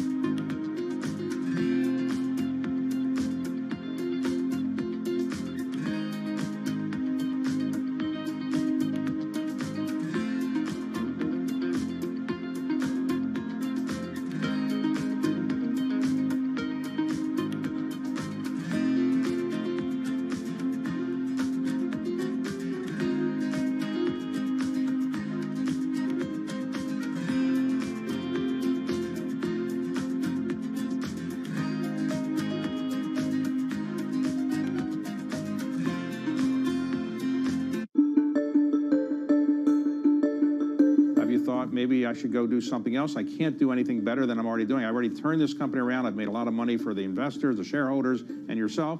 Are you happy doing this? You're going to do this for the foreseeable future? I'm going to do it for the foreseeable future. I love what I do, and the reality is we've accomplished a lot. As you described, we've made Blackstone a lot of money. We made our shareholders a lot of money. More importantly, we've grown the business, and we've been a huge engine of opportunity. If you think about all the jobs we've created around the world, all the communities we've made better places, all the ownership groups who we've helped grow their business, and having built a world-class culture, the opportunities we've created for upward mobility for people. And this business, I would still say, is like a coiled spring coming out of COVID particularly. So I feel like we just have more to do. My job's far from done.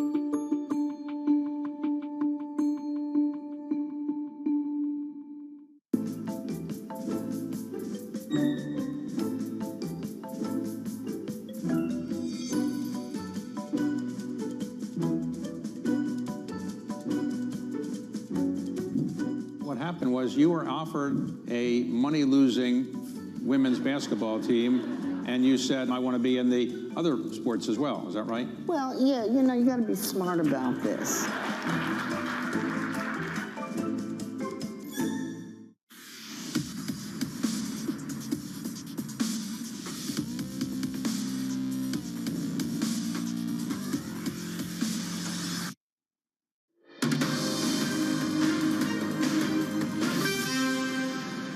This is Bloomberg Brief. I'm Danny Berger in London for the last time with Manus Cranny in New York. Okay, let's get you set up for your trading day this Friday with a look at what's ahead. We're going to get the latest read on U.S. inflation and personal income and spending data. That comes at 8:30 a.m. Eastern. Then we'll get pending home sales at 10 a.m. Plus, earnings on deck include First Citizens Bank, Colgate, American Express, all before the bell.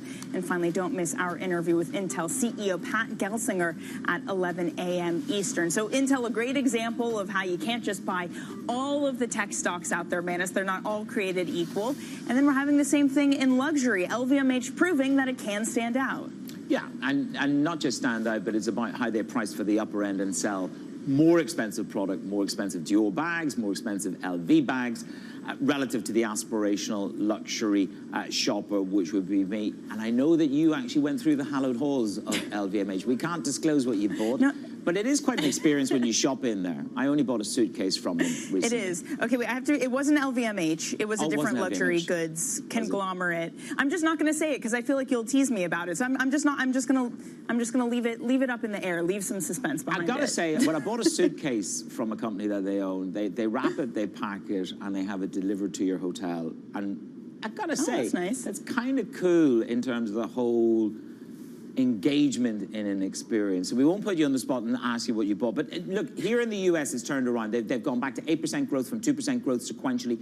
So it is very much about a revival or the strength of the US consumer. But you're leaving London. Are you teary? Are you sad? I am. What will you miss? I'm really teary.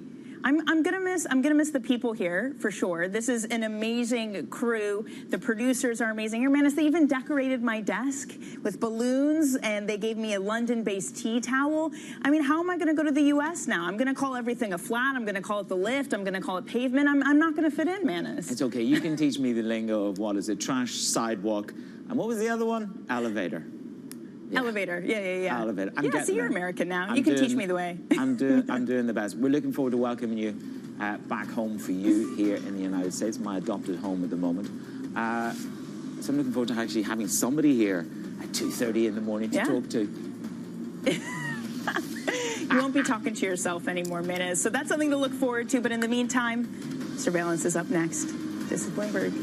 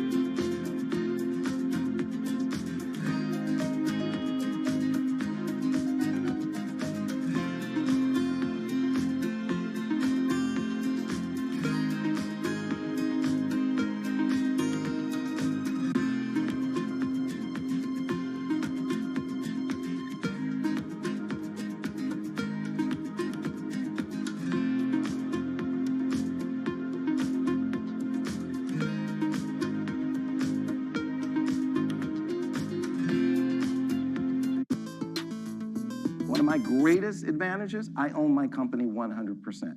No board of directors. I make a decision, we move. And I had a guy say to me, runs a big media company. This guy ran a major division, Warner Discovery. Okay. It was just Warner Media at that time. He says, you know what, when we sit in our meetings, we don't talk about Disney. We don't talk about Paramount. We don't talk about Sony. He goes, you know who we talk about? I go, who? You. I said, really? He goes, yeah, you. I go, why? He goes, we are giant battleships, and you're like a little speedboat. And if there's gold on the beach, you run rings around us, get to the beach, take the gold, and by the time we turn our battleship around, you've already taken the gold. I go, that's right. I'm always gonna be that entrepreneur. I started my company from my dining room table 30 years ago. 30 years ago. And I started by calling every television station, asking them to carry my once-a-week show. On average, they all said no 50 times, and I worked through about 50,000 no's to get 150 yeses. That guy that was at that dining room table trying to pay his phone bill is that same guy today, 30 years later. That fire is still in my belly. I still run scared, and I'm still running after that vision of building the world's biggest media company.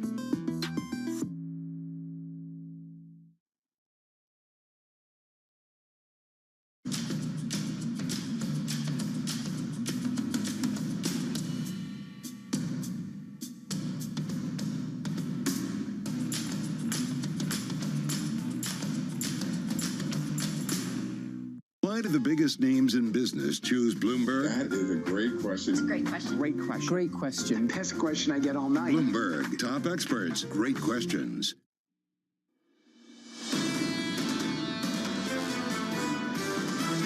Rates right now are coming down. The only question is when. And I do believe that it's going to be pushed out further. We are pushing back against the market's pricing swift, immediate rate cuts starting in the first quarter. There is this very substantial disinflationary process in place. It's just a question of whether or not you get an uptick over the next several months. A higher volatility backdrop, both in terms of the macro conditions, including inflation, and the market, I think should be part of the assumption. People still worry about inflation, and there's just not a lot of data to support the idea that there is any. This is Bloomberg Surveillance with Jonathan Ferro, Lisa Abramowitz, and Anne-Marie Hordern.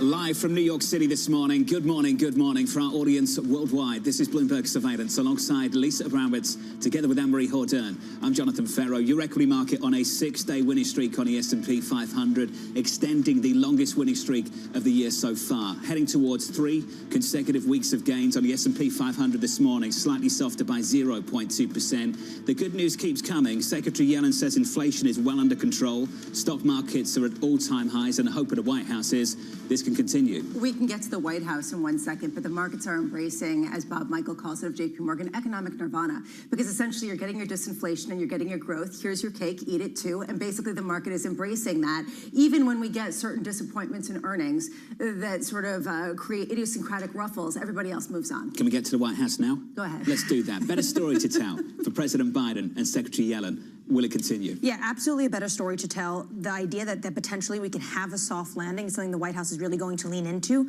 But look at the polls on my screen right now. Real Clear Politics, all of them. Economist YouGov, President Biden job approval, -6 on the spread. Harvard Harris, -20 on their spread. ABC News Ipsos, -25. Has the message yet to resonate with the American voters? You've asked the right question. Is the calendar on their side this year? 2 guests to look out for. We'll catch up with the Treasury Department a little bit later on this morning. We'll talk to Mohammed Al-Erin in 2 hours' time as well. His message is pretty clear. He thinks they've got to do a better job at explaining this economy and explain the exceptionalism, the U.S. exceptionalism in the global economy right now. Europe's struggling. China is struggling as well. The U.S. is kind of out there on its own doing okay. The story has been a little bit hard to tell, given that 2-year year-over-year comp or 2-year-over-year comp has been really inflationary, right? Have they got enough time where people are kind of settling into a better economic environment? That's the reason why it hasn't been resonating, right? How clearly can they tell a story that's somewhat complicated and very much still under discussion by many in the market as well. So that's the economics and the financial markets as well. We'll talk about credit spreads a little bit later. I want to talk about a single name before we run away from the market too quickly.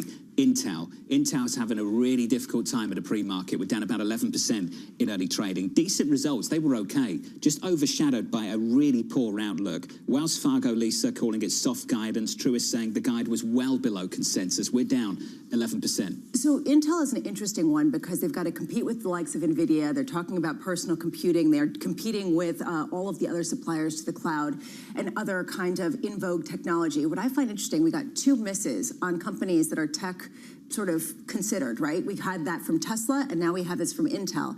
At what point do idiosyncratic stories become a trend, or have we gotten to a new phase where idiosyncratic remains idiosyncratic, and people just look at the specific company? It's an Intel problem, not a broader tech problem. We'll get to Intel a little bit later. Let's turn to the broader financial markets for you. Equity futures on the S&P 500 shaping up as follows. On the S&P, we look a little something like this, negative by 0.16%. Going against the grain of the last 6 days, 6-day winning streak. Yields lower by a single basis point, 410.66 Bramo on a 10-year. The Federal Reserve just around the corner. Yeah, ECB Christine Lagarde pulled to Jay Powell yesterday. She had an opportunity to push back against the market. She didn't, and I think that that's what you're seeing currently in the bond space, where people are saying, all right, so the Fed's basically going to cut rates. The ECB is not far behind, with now 50 basis points of rate cuts priced in that region in June. The Federal Reserve, not too far away. I can't wait for your review of the Fed, never mind the ECB, given how you talked about President Lagarde going into that news conference yesterday. Was I wrong? You were right. Okay. And you know you were right anyway, which is why we're so excited for your review of Chairman Powell, just ahead of that decision. It'll be more exciting. Next Wednesday. More excited? Maybe. Than you were about Lagarde? Yeah, I think so. Okay. I think it'll be good. Coming up this hour, plenty of excitement over the next 60 minutes on this program. Cameron Dawson of New Edge Wealth on the 6-day winning streak for US stocks. Bloomberg's Ed Ludlow on Intel's warning for chip makers. And Greg Valliere of AGF Investments on President Biden ramping up his campaign for the November election. We begin with our top story. A 6-day winning streak for stocks. Cameron Dawson, CIO of New Edge Wealth, warning of a stronger economy doesn't guarantee better earnings. You would hope that a stronger economy would translate to stronger earnings, but this didn't happen in 2023. GDP was much stronger than expected, but EPS estimates didn't budge. Cameron Dawson joins us now for more. Morning, Cameron. Good morning. Let's go straight there. The difference that you see between what stock prices are doing and where EPS revisions are going. There has been a very interesting divergence brewing over the last 4 months, which is that you have seen multiples expand significantly, now at 20.1 times forward, and yet that entire time you've slowly seen eating away EPS estimates for 24 and 25. 2024 estimates are down about 0.5%. That's not enough to be a big warning sign to be concerned about, but you would hope that given all this soft landing nirvana, that you would start to see a little bit of uplift in EPS estimates.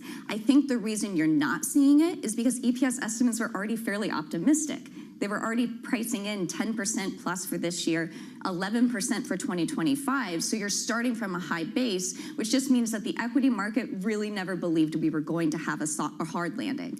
Let's go over the last year, where the EPS growth has been. Big tech. Magnificent Seven. It's not like they've just run away like the late 1990s. This is real earnings growth in places like NVIDIA and for other big names as well, Meta too. Do you expect them to do the heavy lifting again in 2024? It's such an important point. It's kind of like, as James Carville said, it's the economy stupid, it's earnings stupid. You can explain all of the outperformance in sector leadership by looking at earnings revisions. So if you take something like growth versus value, that captures the tech versus the old economy trade. Growth estimates are up 5% over the last 6 months, but value estimates are down 3%. So what you have is this really divergent market as well under the surface, where the only sectors that have had positive earnings revisions in the last 6 months are tech and comm services. So those are the sectors that, of course, have led the market. But there has been this feeling that maybe they've gotten too expensive, that people have brought forward all of the growth, and any growth that smaller companies may get from the same technological advancements has been completely left behind. Do you buy into any of that, or is that too kind of highfalutin and theoretical for you? No, I think it's a really good point, which is that we have to balance the fact that the names that have outperformed so much, that are having these earnings revisions, are crowded, and expensive. And eventually there will come a point where that becomes a headwind. But there's so much momentum right now, you're sort of in the let your winners ride camp. But I think we have to be very prudent to acknowledge that when something gets crowded and expensive, you're in the area for downside surprise. Look at home builders this week. I know it's not at all the same, but home builders were impervious to volatility and bad news.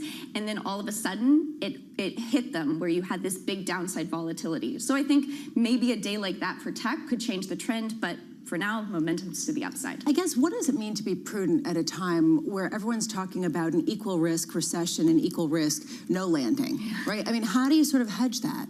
I think what you need to do is you need to reduce your exposure to heavily interest rate sensitive parts of the market. Because if you're taking a bet on things like low quality small caps or lower quality parts of the market, it is a leveraged play on interest rates. And so if interest rates move against you, you see all that outperformance start to unwind. Our preference is to look for companies with strong balance sheets. We still think that we're late cycle, which means you need companies that can navigate an uncertain economic environment and have the balance sheet to withstand what could be downside surprises, maybe not in 2024, but certainly possible in 25. The White House has come out and all but certain basically said we're going to have a soft landing. You're calling it a strange landing. What makes it so strange? What makes it strange is that we are coming out of such an extraordinary period of disruptions to data from the pandemic, as well as policy distortions. If we think about what's happening on the fiscal policy side of things, with a $1.8 trillion deficit, at the same time that the bond market, with 5.5 cuts, is effectively pricing in the largest easing cycle in a non-recessionary period in 40 years. So you're getting this double stimulus from fiscal and monetary policy, but then you have to throw in all of these things about treasury liquidity into it. The data is going to be confusing. It's going to be dislocated. It'll definitely disagree with itself, which will make this so hard to determine what direction we're going in. So you have to keep your head on a swivel. How are you thinking about the market leading up to November? I think that we should be very cautious about thematic baskets. I used to cover the industrial stocks, and I remember that going into the 2016 election, everybody was very bullish on industrials because of a big infrastructure bill. What's very interesting is that industrials peaked as a sector relative to the market 2 weeks after the 2016 election, and it still have not overcome that peak. So be very aware and cautious about thematic baskets. Do you think life's going to get more difficult for large multinationals, given what might be around the corner? I think it is certainly possible. I think we're all keeping this in mind about deglobalization. Deglobalization just means that the margin uplift that you've been able to count on for the past 30 years possibly is going to have greater headwinds. If you're having to reshore capacity, that's capacity that comes at a higher marginal cost, which just raises the question of these estimates for ever higher margins in the S&P 500, which there's a record for 24 and a record for 2025 already baked into forecasts. Is that attainable in a world of deglobalization? As we get into the heart of earnings season, what are the sort of red flags that you're looking for that could really be a signal of something deeper, either in a sector or for a broader market? For us, it's pricing power. Pricing power has been so very important to top-line growth over the last couple of years and has been the source of a lot of margin expansion. When you grow your revenues a lot, you get great incremental margins that flows through down to the bottom line. If we start to see fading pricing power, that will stand very much in contrast to the revenue top-line estimates for the S&P, which have an acceleration in revenue baked in. So watch for pricing power, watch guidance around how much pricing power companies have left. Hey, Cameron, stick with us. Cameron Dawson there of New Edge. Bram, I'm fascinated by what Liz Ann Saunders had to say at Charles Schwab yesterday, just on this point of maybe multinationals being challenged. The small caps started to pick up around this story of the Trump 10% tariff. That's one to watch. If you believe in American exceptionalism, this concept that the U.S. economy can keep going without some sort of international involvement, well, why not immunize yourself from that potential risk? And, oh yeah, these are also underpriced relative to where everything else is priced. Are the walls going up? That's what we've got to figure out. Are we going to be supporting national champions? I'm thinking of one industry specifically. I'm thinking of the automakers more and more at the moment on that front. Although we heard from Gary Cohn, right, he basically just shrugged it off. He was like, yeah, I'll get it. You know, if I were there, I would just tell him not to. But here's the thing. At a certain point, you have to think the threat of it is going to create some sort of isolationist kind of policies. And we heard that at Davos, right, from a lot of people who are saying the policies haven't changed all that much. And a lot of companies have already had to reckon with an increasing kind of protectionist policy from the U.S. More on this story a little bit later. Equity futures on the S&P 500 negative here by 0.2%. Let's get you an update on stories elsewhere this morning. Here's your Bloomberg Brief with Yahara Hackers. Hey, Yahara. Hi, John. The Biden administration has frozen approvals for new licenses to export LNG. Officials say they need time to scrutinize how shipments affect the climate, the economy, and national security. The halt will likely disrupt plans for billions of dollars in projects. President Biden saying, quote, "This pause on new LNG approvals sees the climate crisis for what it is, the existential threat of our time." And China's central bank has unveiled plans for targeted stimulus meant to guide money into specific sectors. The PBOC made the move after surprising investors this week with a bigger than expected cut to its reserve requirement ratio. Economists see the central bank following up by steering credit into select areas and making a handful of trims to the amount of cash banks must hold. JP Morgan is shaking up its top ranks. CEO Jamie Dimon is moving two key executives, Jennifer Pipsack and Troy Rohrbaugh, into new roles as co-CEOs of his expanded commercial and investment bank. The switch comes halfway through Dimon's 5-year retention package, giving both executives more experience as he prepares potential successors. That's your Bloomberg Brief. John? Yahara, thank you. Up next on the program, the ECB behind us, the Fed up next.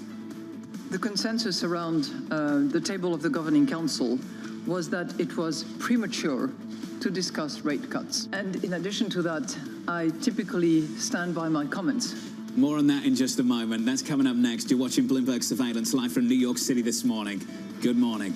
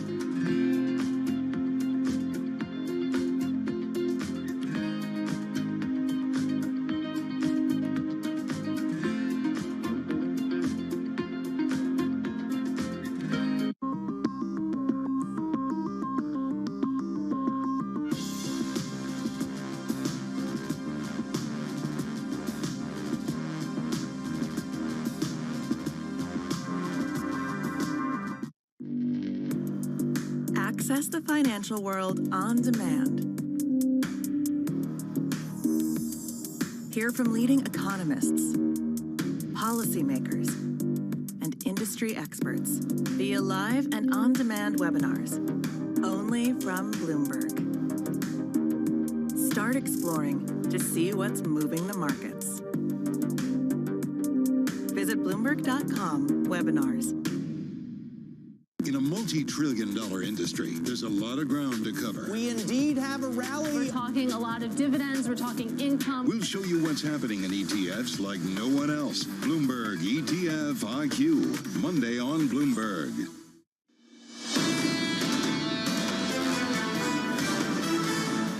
Live from New York City this morning. Good morning. Here's the price action. 6-day winning streak on the S&P 500. Here's the bump in the road. 0.2% negative on the S&P. We've been spoiled, Bremo, on the equity market over the last week. Yeah, but if you look beneath the hood, it's Intel. It's dragging everything down, and otherwise everything's doing great. Honestly, this sort of nirvana story, everyone leaning into soft landing seems to be the theory and the sort of the feeling of the moment.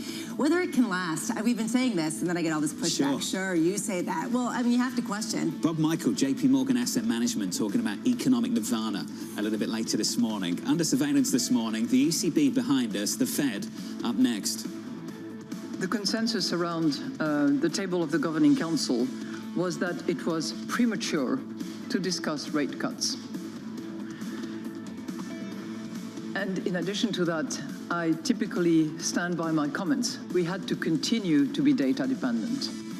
So rather than being fixated on any kind of particular calendar, which would be being date dependent, we reaffirmed our data dependency. Here's the latest this morning. Traders ramping up rate cut bets after Lagarde reaffirms that easing could start mid-year. Traders pricing a 90% chance of cutting in April. The Fed decision due out next Wednesday. Bloomberg Economics expecting officials to also hold rates steady, Lisa, but writing, quote, "We think the stage is set for a cut at the March meeting." And that disinflation nirvana basically paving the way for them. I have to say, Christine Lagarde definitely sounded a lot like Jay Powell. She had an opportunity to push back. Everyone was waiting for her to push back. Well, not so much. Listen to this. Frederick Ducrozet of Pictet Wealth Management weighed in saying Christine Lagarde could have pushed back more strongly against market pricing, betting on more than 2 quarter-point rate cuts by June. That she decided not to is an important signal in itself. It seems as if central bankers are not worried about an easing in financial conditions, and they're all systems go, ready to cut rates in the sign of disinflation. Would you call this passively dovish? Is that what we'd call this? Well, that's fantastic. Yes, that's sort the of reason why I'm wearing a white markets jacket. to run away with themselves a little bit more. Yeah, basically, she's just allowing them to do it. There were dovish signs within the hood of an otherwise somewhat somnolent. AMH was upset. You know why? Yes. Not a single Trump question in that blame news her. conference, which I find unbelievable. So allow me to address this. If you were in the governing council meeting yesterday, why? Why didn't they ask about this? I don't know. I don't know. I think reporters probably want to get the nuance of her thoughts on monetary policy. Also, that survey came out, which she did address, and Christine Lagarde said, I'm irrelevant. And she's basically saying she stands by lifting up her staff, but it was a weird way of saying that when they put her leadership basically on blast. But I was surprised no reporter said, not just what do you think about Trump, we all know what she thinks about Trump, but is it inappropriate for you to weigh in on U.S. politics? Let's get the thoughts of Elsa Linos, the global head of FX strategy at RBC. Elsa, don't worry, I'm not going there first. We're going to be talking about ECB policy. Did that sound like an ECB that was going to cut rates anytime soon? I mean, it's clear that they're now in the mode where they're looking for the start date. The question is how much more data they need to see before they're confident that the time is right to start.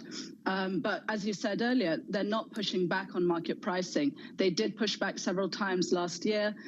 This meeting was different, and I think that in itself is a signal.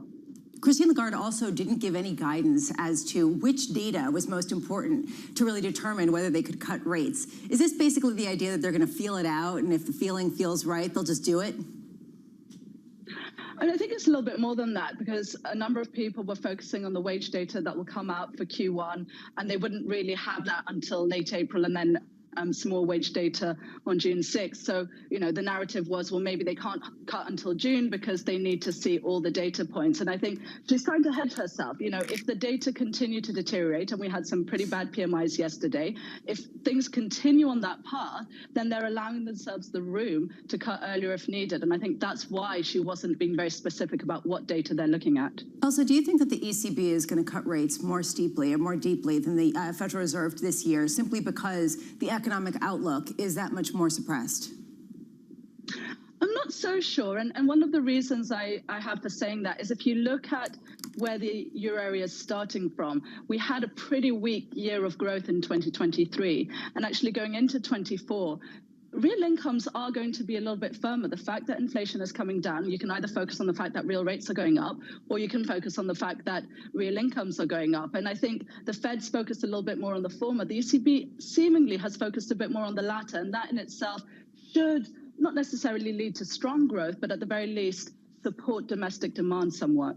We also know the ECB is monitoring geopolitical risks. The most notable for Europe is what's going on in the Red Sea. How do you assess that potential inflation to consumer goods, given the fact that it actually really hasn't even moved oil prices?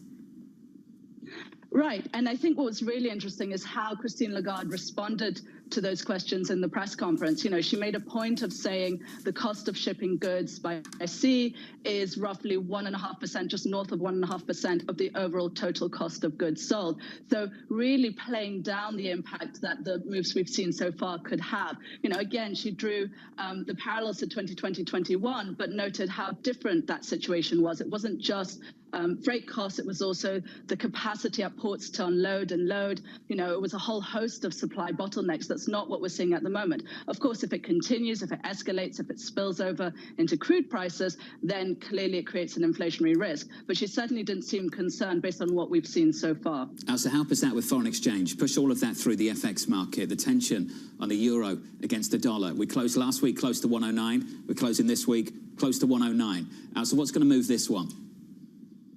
Well, John, I've been pretty bearish euro dollar for a pretty long time now, at least 3-4 years and counting. But I think what's really interesting is how the ECB plays out against the Fed. Had you asked me a week ago, I was really actually hoping we might get a pretty hawkish ECB, and that would set up a potentially very interesting trade where rates could converge between the US and the euro area and potentially lead to some very interesting hedging flows and a lot of euro dollar buying.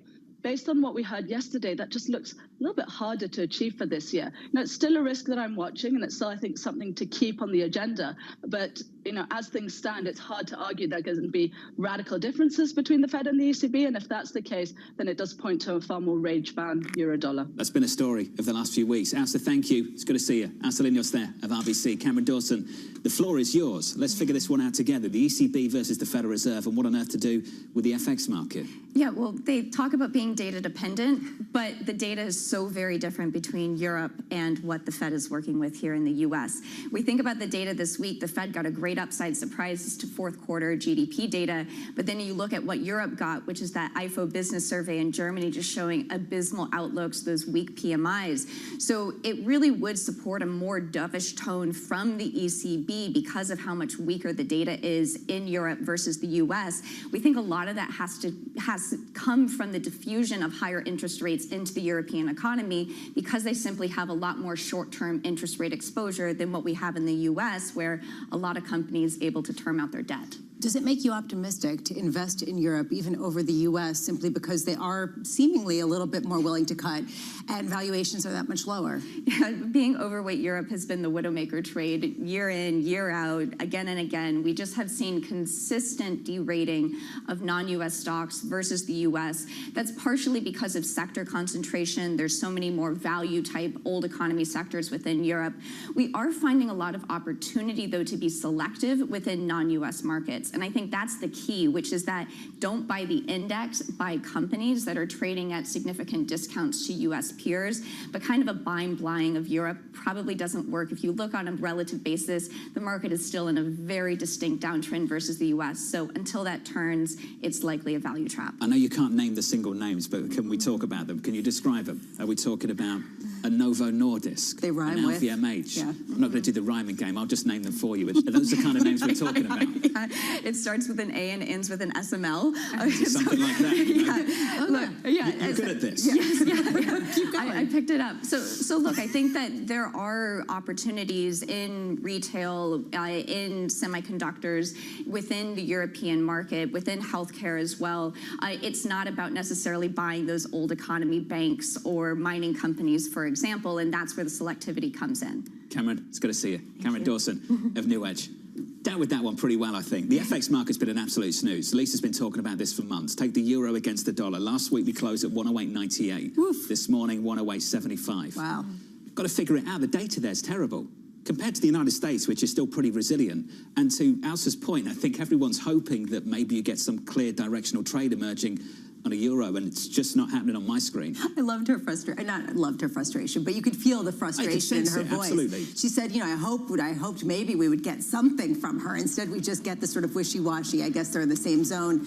And here we are with basically a range-bound euro. Coming up on this program, Intel plunging after delivering a disappointing forecast. That conversation is just around the corner. Live from New York City this morning, you're watching Bloomberg TV.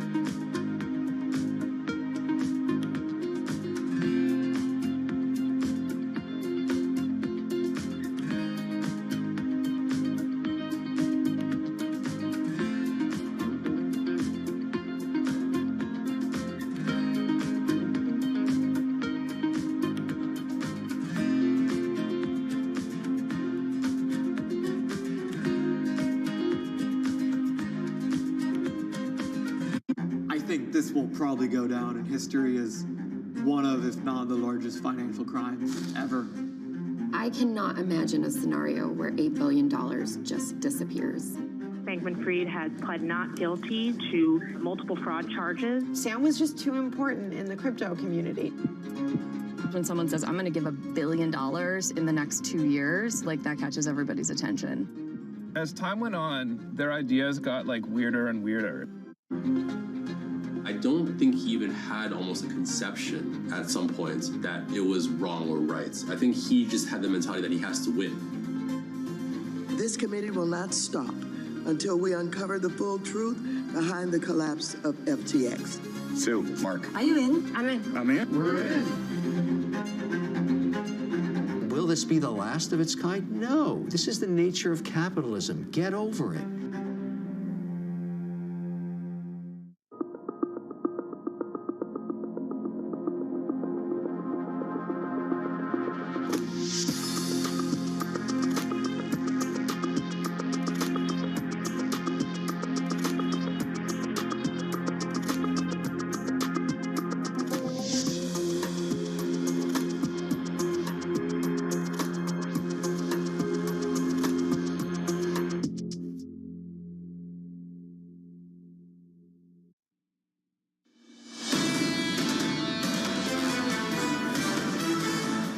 Live from New York City, equities pulling back by 0.1% on the S&P 500. Here's a snapshot of financial markets. Equity futures negative on the Nasdaq by 0.5. There's the outperformance again on a Russell. Lisa, the small caps up by 0.55. How much is this just an Intel story, right? Basically, that's dragging down all the tech names, and all the Russell 2000 names are thinking, okay, if you're going to start cutting rates, well, to the races. And that seems to be the feeling that we've really heard from a lot of our guests. The Intel conversation just moments away. Here's a snapshot of bonds for you. 2-year, 10-year, 30-year yields look a little something like this in a Treasury market. Unchanged on a 10-year, 4.1143.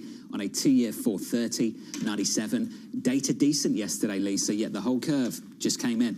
Well, the data was decent. It was perfect, actually. It was both better than expected growth from the fourth quarter than every analyst out there, but also greater disinflation, or the sort of disinflationary trend. You know, just to pause for 1 second, what Cameron Dawson said there was so interesting about pricing power. If companies have pricing power, that means that inflation goes back up. If they don't, well, that's good for the economy, but is that good for the companies? Because then their margins start to compress. So we always say the economy is not the market. And how much is that going to move in the opposite direction this year? Who has the pricing power and where? Let's finish on this in the FX market, the euro. Who needs sleeping pills when you've got euro dollar? 108.74. That currency pair is positive by about 0.25% and almost totally unchanged, Lisa, on the week so far. And it sounds like from Elsa Linios, this is basically what we can expect for the foreseeable future. She was looking for downside. This is not what she wanted to see. But yeah, range-bound euro has been a story so far. How can you really decide who's going to have the upper hand in terms of who cuts first and all of that when basically they're saying the same thing? And right now, you know, there's nothing really changing on either side to change the narrative. The dollar index just a little bit weaker. Under surveillance this morning, your top stories, the US pulling further ahead of China after better than expected GDP growth to round out 2023. In nominal terms, the US economy grew 6.3% compared to China's 4.6% last year. China's central bank signaling even more stimulus as growth worries continue. This includes a new credit market for certain sectors, a cut to reserve requirements, and a possible rescue package for the stock market, all in the past week. AMH, this goes to the US exceptionalism that Mohamed El-Erian is going to talk about a little bit later this morning. Yeah, absolutely. China is still suffering from those draconian COVID-era policies, and they've yet to come out of that. It's hitting on the stock market. A lot of stuff to do with the property slump, and it's just a complete divergence of what everyone was expecting. Everyone was expecting China to be able to ramp up, and that hasn't been able to happen. Which is the reason why you're seeing the divergence in the stock markets. Last week, this is coming from TD Securities. China's equity inflows into China equities from foreign investors hit the highest since July 2015. Basically, they've gotten so underpriced that people are looking at this and saying, what do I have to lose? And so at this point, yes, uninvestable, yes, terrible, yes, they have unpredictability, but at a certain point, people want to pick up pennies before the bulldozer. So even if it necessarily is going to come eventually, you know, it seems like an entry point. When Mohamed catches up with us a little bit later and we focus on the economy, I think to his point on the United States, the fact that we're here in America relative to where Europe is and where China's going, it's kind of amazing that you haven't heard more from the White House about this. They've had several criticisms about these stimulus packages that they passed when they came into power. It's hard to believe we'd be here where we are currently relative to Europe and China without them. 100%, especially because everyone's talking about the massive cash that consumers have. A lot of the expectations in the analyst reports that I read after GDP came out is that it's going to continue. And why? Because people still have cash. Because not only do they still have savings, but now they're earning real wages that are positive. These are stories they could tell. We're not hearing it in a cohesive way. You're hearing more calls, get out there.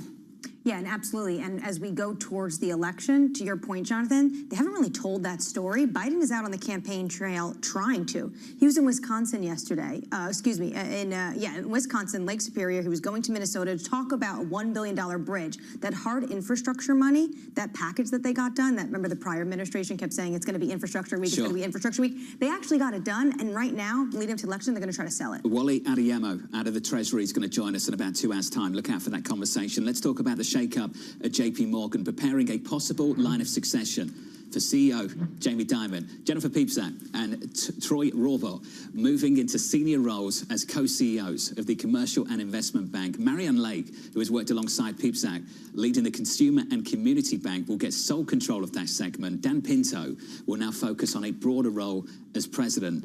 Lisa, we've seen this a few times. Another shake-up. Every time we get a shake-up, we have the same conversation. Is he going? Is he going? He's about halfway through his 5-year tenure. Dan Pinto seems to be getting a lot of the power. Is he going to have a more forward-facing kind of role? Is he looking for a role in government? I'm talking about Jamie Dimon, not necessarily Dan Pinto.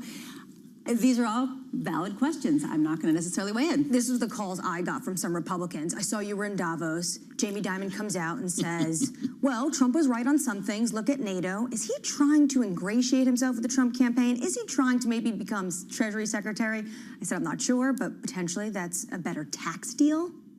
We've played this game how many times? I know. How many times? Yeah, it's countless. And I hear you. Yes, on the tax situation, if you can divest $1 billion worth of stock tax-free, I mean, it's an option you might be interested in. Let's get to LVMH. Shares look like this morning. Surgic, defying a slowdown in luxury goods. The company beating estimates with revenue growing 10% to round out the final quarter of 2023. The boost coming thanks to an increase in sales of handbags like Louis Vuitton and Dior. Champagne and spirit sales also coming in better than estimates. The news giving a lift to luxury peers, Kering and Moncler. The news out of the likes of Burberry in the last couple of weeks hasn't been good at all. So LVMH, a better story. Yeah, maybe just sort of more selective in terms of the mix of products and also who they're catering to. And we've been talking about this, and you've been really great on sort of the buy now, pay later trend and how that really was good for certain sort of entry-level luxury. I think LVMH maybe has a bit more of the people with all of the wealth amassed who want to buy champagne, pop it open, and celebrate. If you're in Paris, the saying is all roads lead to Arnault. Every corner, there's either Sephora, a Dior, Louis Vuitton. Then you also have the distillery and some of the alcohol products. They have something for everyone, also including Belmont hotels. So they're really in a category of their own when it comes to luxury space. If you're in Paris, the Chinese in Paris, standout stat of the morning for me, fourth quarter, number of Chinese customers to its French stores was 30% below 2019. 30% below 2019. Is that ever coming back? Well, I guess we heard from the CEO of Trip.com, and here's the question. She was saying there's the desire, but there isn't the visa situation. Is that true, or is there not necessarily as much desire because internal consumer spending in China has not been that strong? It's a decent question. Can they move on without it? And that seems to be maybe what we're seeing in some of the earnings. This stock is surging. LVMH up by almost 12%. Intel is plunging in pre-market trading. The chip maker's first quarter outlook coming. The company is losing ground in the lucrative data chip market. Bloomberg's Ed Ludlow from the West Coast to the East Coast joins us this morning. Morning, Ed. Yeah, good morning, John. Look, whatever the story is with the semiconductor sector, be it a rebound in end markets coming off the bottom, or an expanding addressable market for AI chips, or a government-backed onshoring of this industry, Intel just didn't do enough to show investors that it's in the race. The stock is down 11% in pre, putting it on track for its biggest drop since the end of October. There's only so much patience investors have, and this is a turnaround plan that's been in motion for quite a long time. And you ask, at what point are you going to turn around? Well, let's talk about it right now. How difficult is it to turn around a supertanker if you're Pat Gausinger? So it's very difficult for a very specific reason that right now, from an investor's perspective, but also from an end customer's perspective, there's only one game in town for the most important market, which is cloud, and that game is NVIDIA. the H100, soon to be the H200 or GH200 Grace Hopper. And there isn't enough evidence that whatever they're offering on the GPU side, but also their legacy business in data centers need all kinds of chips, including CPUs. That growth just wasn't there against their previous guidance. And so the market's asking, well, hold on, you're not winning on the basics and you're not showing us the deals, concrete deals on the GPU side going forward. And remember that Intel's also got another plan, which is to take on TSMC and Samsung. Well, that's where I wanted to go with this. Do we have any sense of whether they've locked in any deals with, say, Amazon or Apple or any of the other major tech names to manufacture their chips? No. No, we don't. And what they said is we have $10 billion of lifetime deals. But as you guys know, if you drop a name into a conversation, it can sometimes give you some weight. When I flew out here, my wife said, are you going on TV? I didn't say, I'm going on TV. I'm going on Bloomberg surveillance. And that's a funny analogy, but it's what the market wants to hear. Stop giving us a number that could be future orders or backlog catalog and tell us who that name is. There was a critical piece of news 24 hours ago, which is a deal with Taiwan's UMC. But it's really important to note that while that's a capacity deal on the foundry side for US, it's based on depreciating assets in Arizona that are obsolete, not the cutting edge of manufacturing. Well done. You can come back. That was a very good plug. I will say though, when you talk about building potential chips for other companies and competing with TSMC, we talk about policy. If you build it, they will come. And Intel's gotten a lot of money and will get a lot of money to build some of these foundries in the southwest of the U.S. Is it going to be worth it? Are they going to be doing anything there? Traditionally, these are highly cyclical end markets, right? And the risk is that you build up all this capacity only leading to long-term glut in supply, right? And the difference this time, and this goes to the reporting we've done around Sam Altman really worried about the future supply of AI chips, is that the addressable market for AI accelerators, chips that go into data centers to power AI function, is just infinite. Everyone is upgrading what they think the dollar volume will be in 2027 or the demand from a unit perspective in 2030. And that does give the bulls, at least in Intel's case, some positivity. But the whole bull thesis is predicated on that idea that Intel's going to be in the race. And they're just not giving evidence now, and therein lies the problem of a turnaround story. I thought governments were going to help them. What's happened to all that money? Where is it? So what I'm hearing from sources is that the CHIPS Act is fantastic, but in real terms, you don't just get a check in the mail or a wire from the US government. Accessing the capital is very hard, and it's also multifaceted. Pat Gelsinger talks about this smart capital approach. You take money from your balance sheet, you take money from the government, and you get a strategic investor. Keep an eye on the strategic investor part going forward. But waiting to receive it and then acting on it takes time. Meanwhile, this is just the first of a lot of the chip makers that are going to be coming to market. NVIDIA coming in later February. How much is this an idiosyncratic Intel story? And how much are there notes of maybe something it's a bit broader here? So clearly there's going to be an impact on the NASDAQ 100 or index level today in the moment, but it's idiosyncratic. And, the story for me, and I take Tesla into account on this, is where do you want to find EPS growth? You find it with NVIDIA, strip out Tesla, and it's a magnificent 6. And the only other place you can look for it is the utilities sector, which I don't cover. So this standalone decline of 11% is isolated to Intel. Take TSMC's numbers from Taiwan. Take Texas. It's a mixed picture still on how end markets are recovering. But basically, AI is still the only story in town. Investors are willing to back that story. But in the bottom line and the top line, from a volume growth perspective, it looks very good. Ed, this was great. It's got to catch up, as always. Ed Ludlow there. Look at the moves we're seeing in the pre-market. I want to compare and contrast this. Pre-market, and then we'll do year over year. Pre-market, Intel's down about 10%. It's pulling down the rest of the chip makers. Bremo, over the year, look at these numbers over the last 12 months or so. Phenomenal. So Intel's up 65, sounds all right. NVIDIA's up 211. Advanced Micro Devices up 140, Qualcomm up just 15%. There are clear winners, standout winners in this segment over the last 12 months. Jim Breyer of Breyer Capital actually says it should be a magnificent 8, and AMD should be in there as well. But to the point of what we're seeing with NVIDIA, they're going to be reporting on February 21st. And the theme with NVIDIA is get all of your expectations, inflate them, and then they're going to blow those out of the water, because what they've done with earnings has been tremendous. This has been the NVIDIA rally. Everything else is just trying to catch up with it. Must-watch conversation a little bit later. Pat Gelsinger, the Intel CEO, Bloomberg Technology, a little bit later with Ed Ludlow. and Caroline Hyde. Financial markets look a little bit like this morning. On the S&P 500, we are negative by 0.15%. Let's get a full market check for you and look at equities, bonds, and foreign exchange, starting with what's happening in equities. In the equity market, we're down about 0.15%. In the bond market, we are looking at about 411.43. Yields totally unchanged. And in foreign exchange, 108.73. Let's get you an update on stories elsewhere this morning. Here's your Bloomberg Brief with Yahara Hackers. Hey, Yahara. Hi, John. Bank of America staff will share a roughly $800 million bonus pool of restricted stock, boosting pay to retain employees, even as the bank works to keep a lid on expenses. About 97% of the global workforce is eligible for the incentive, which goes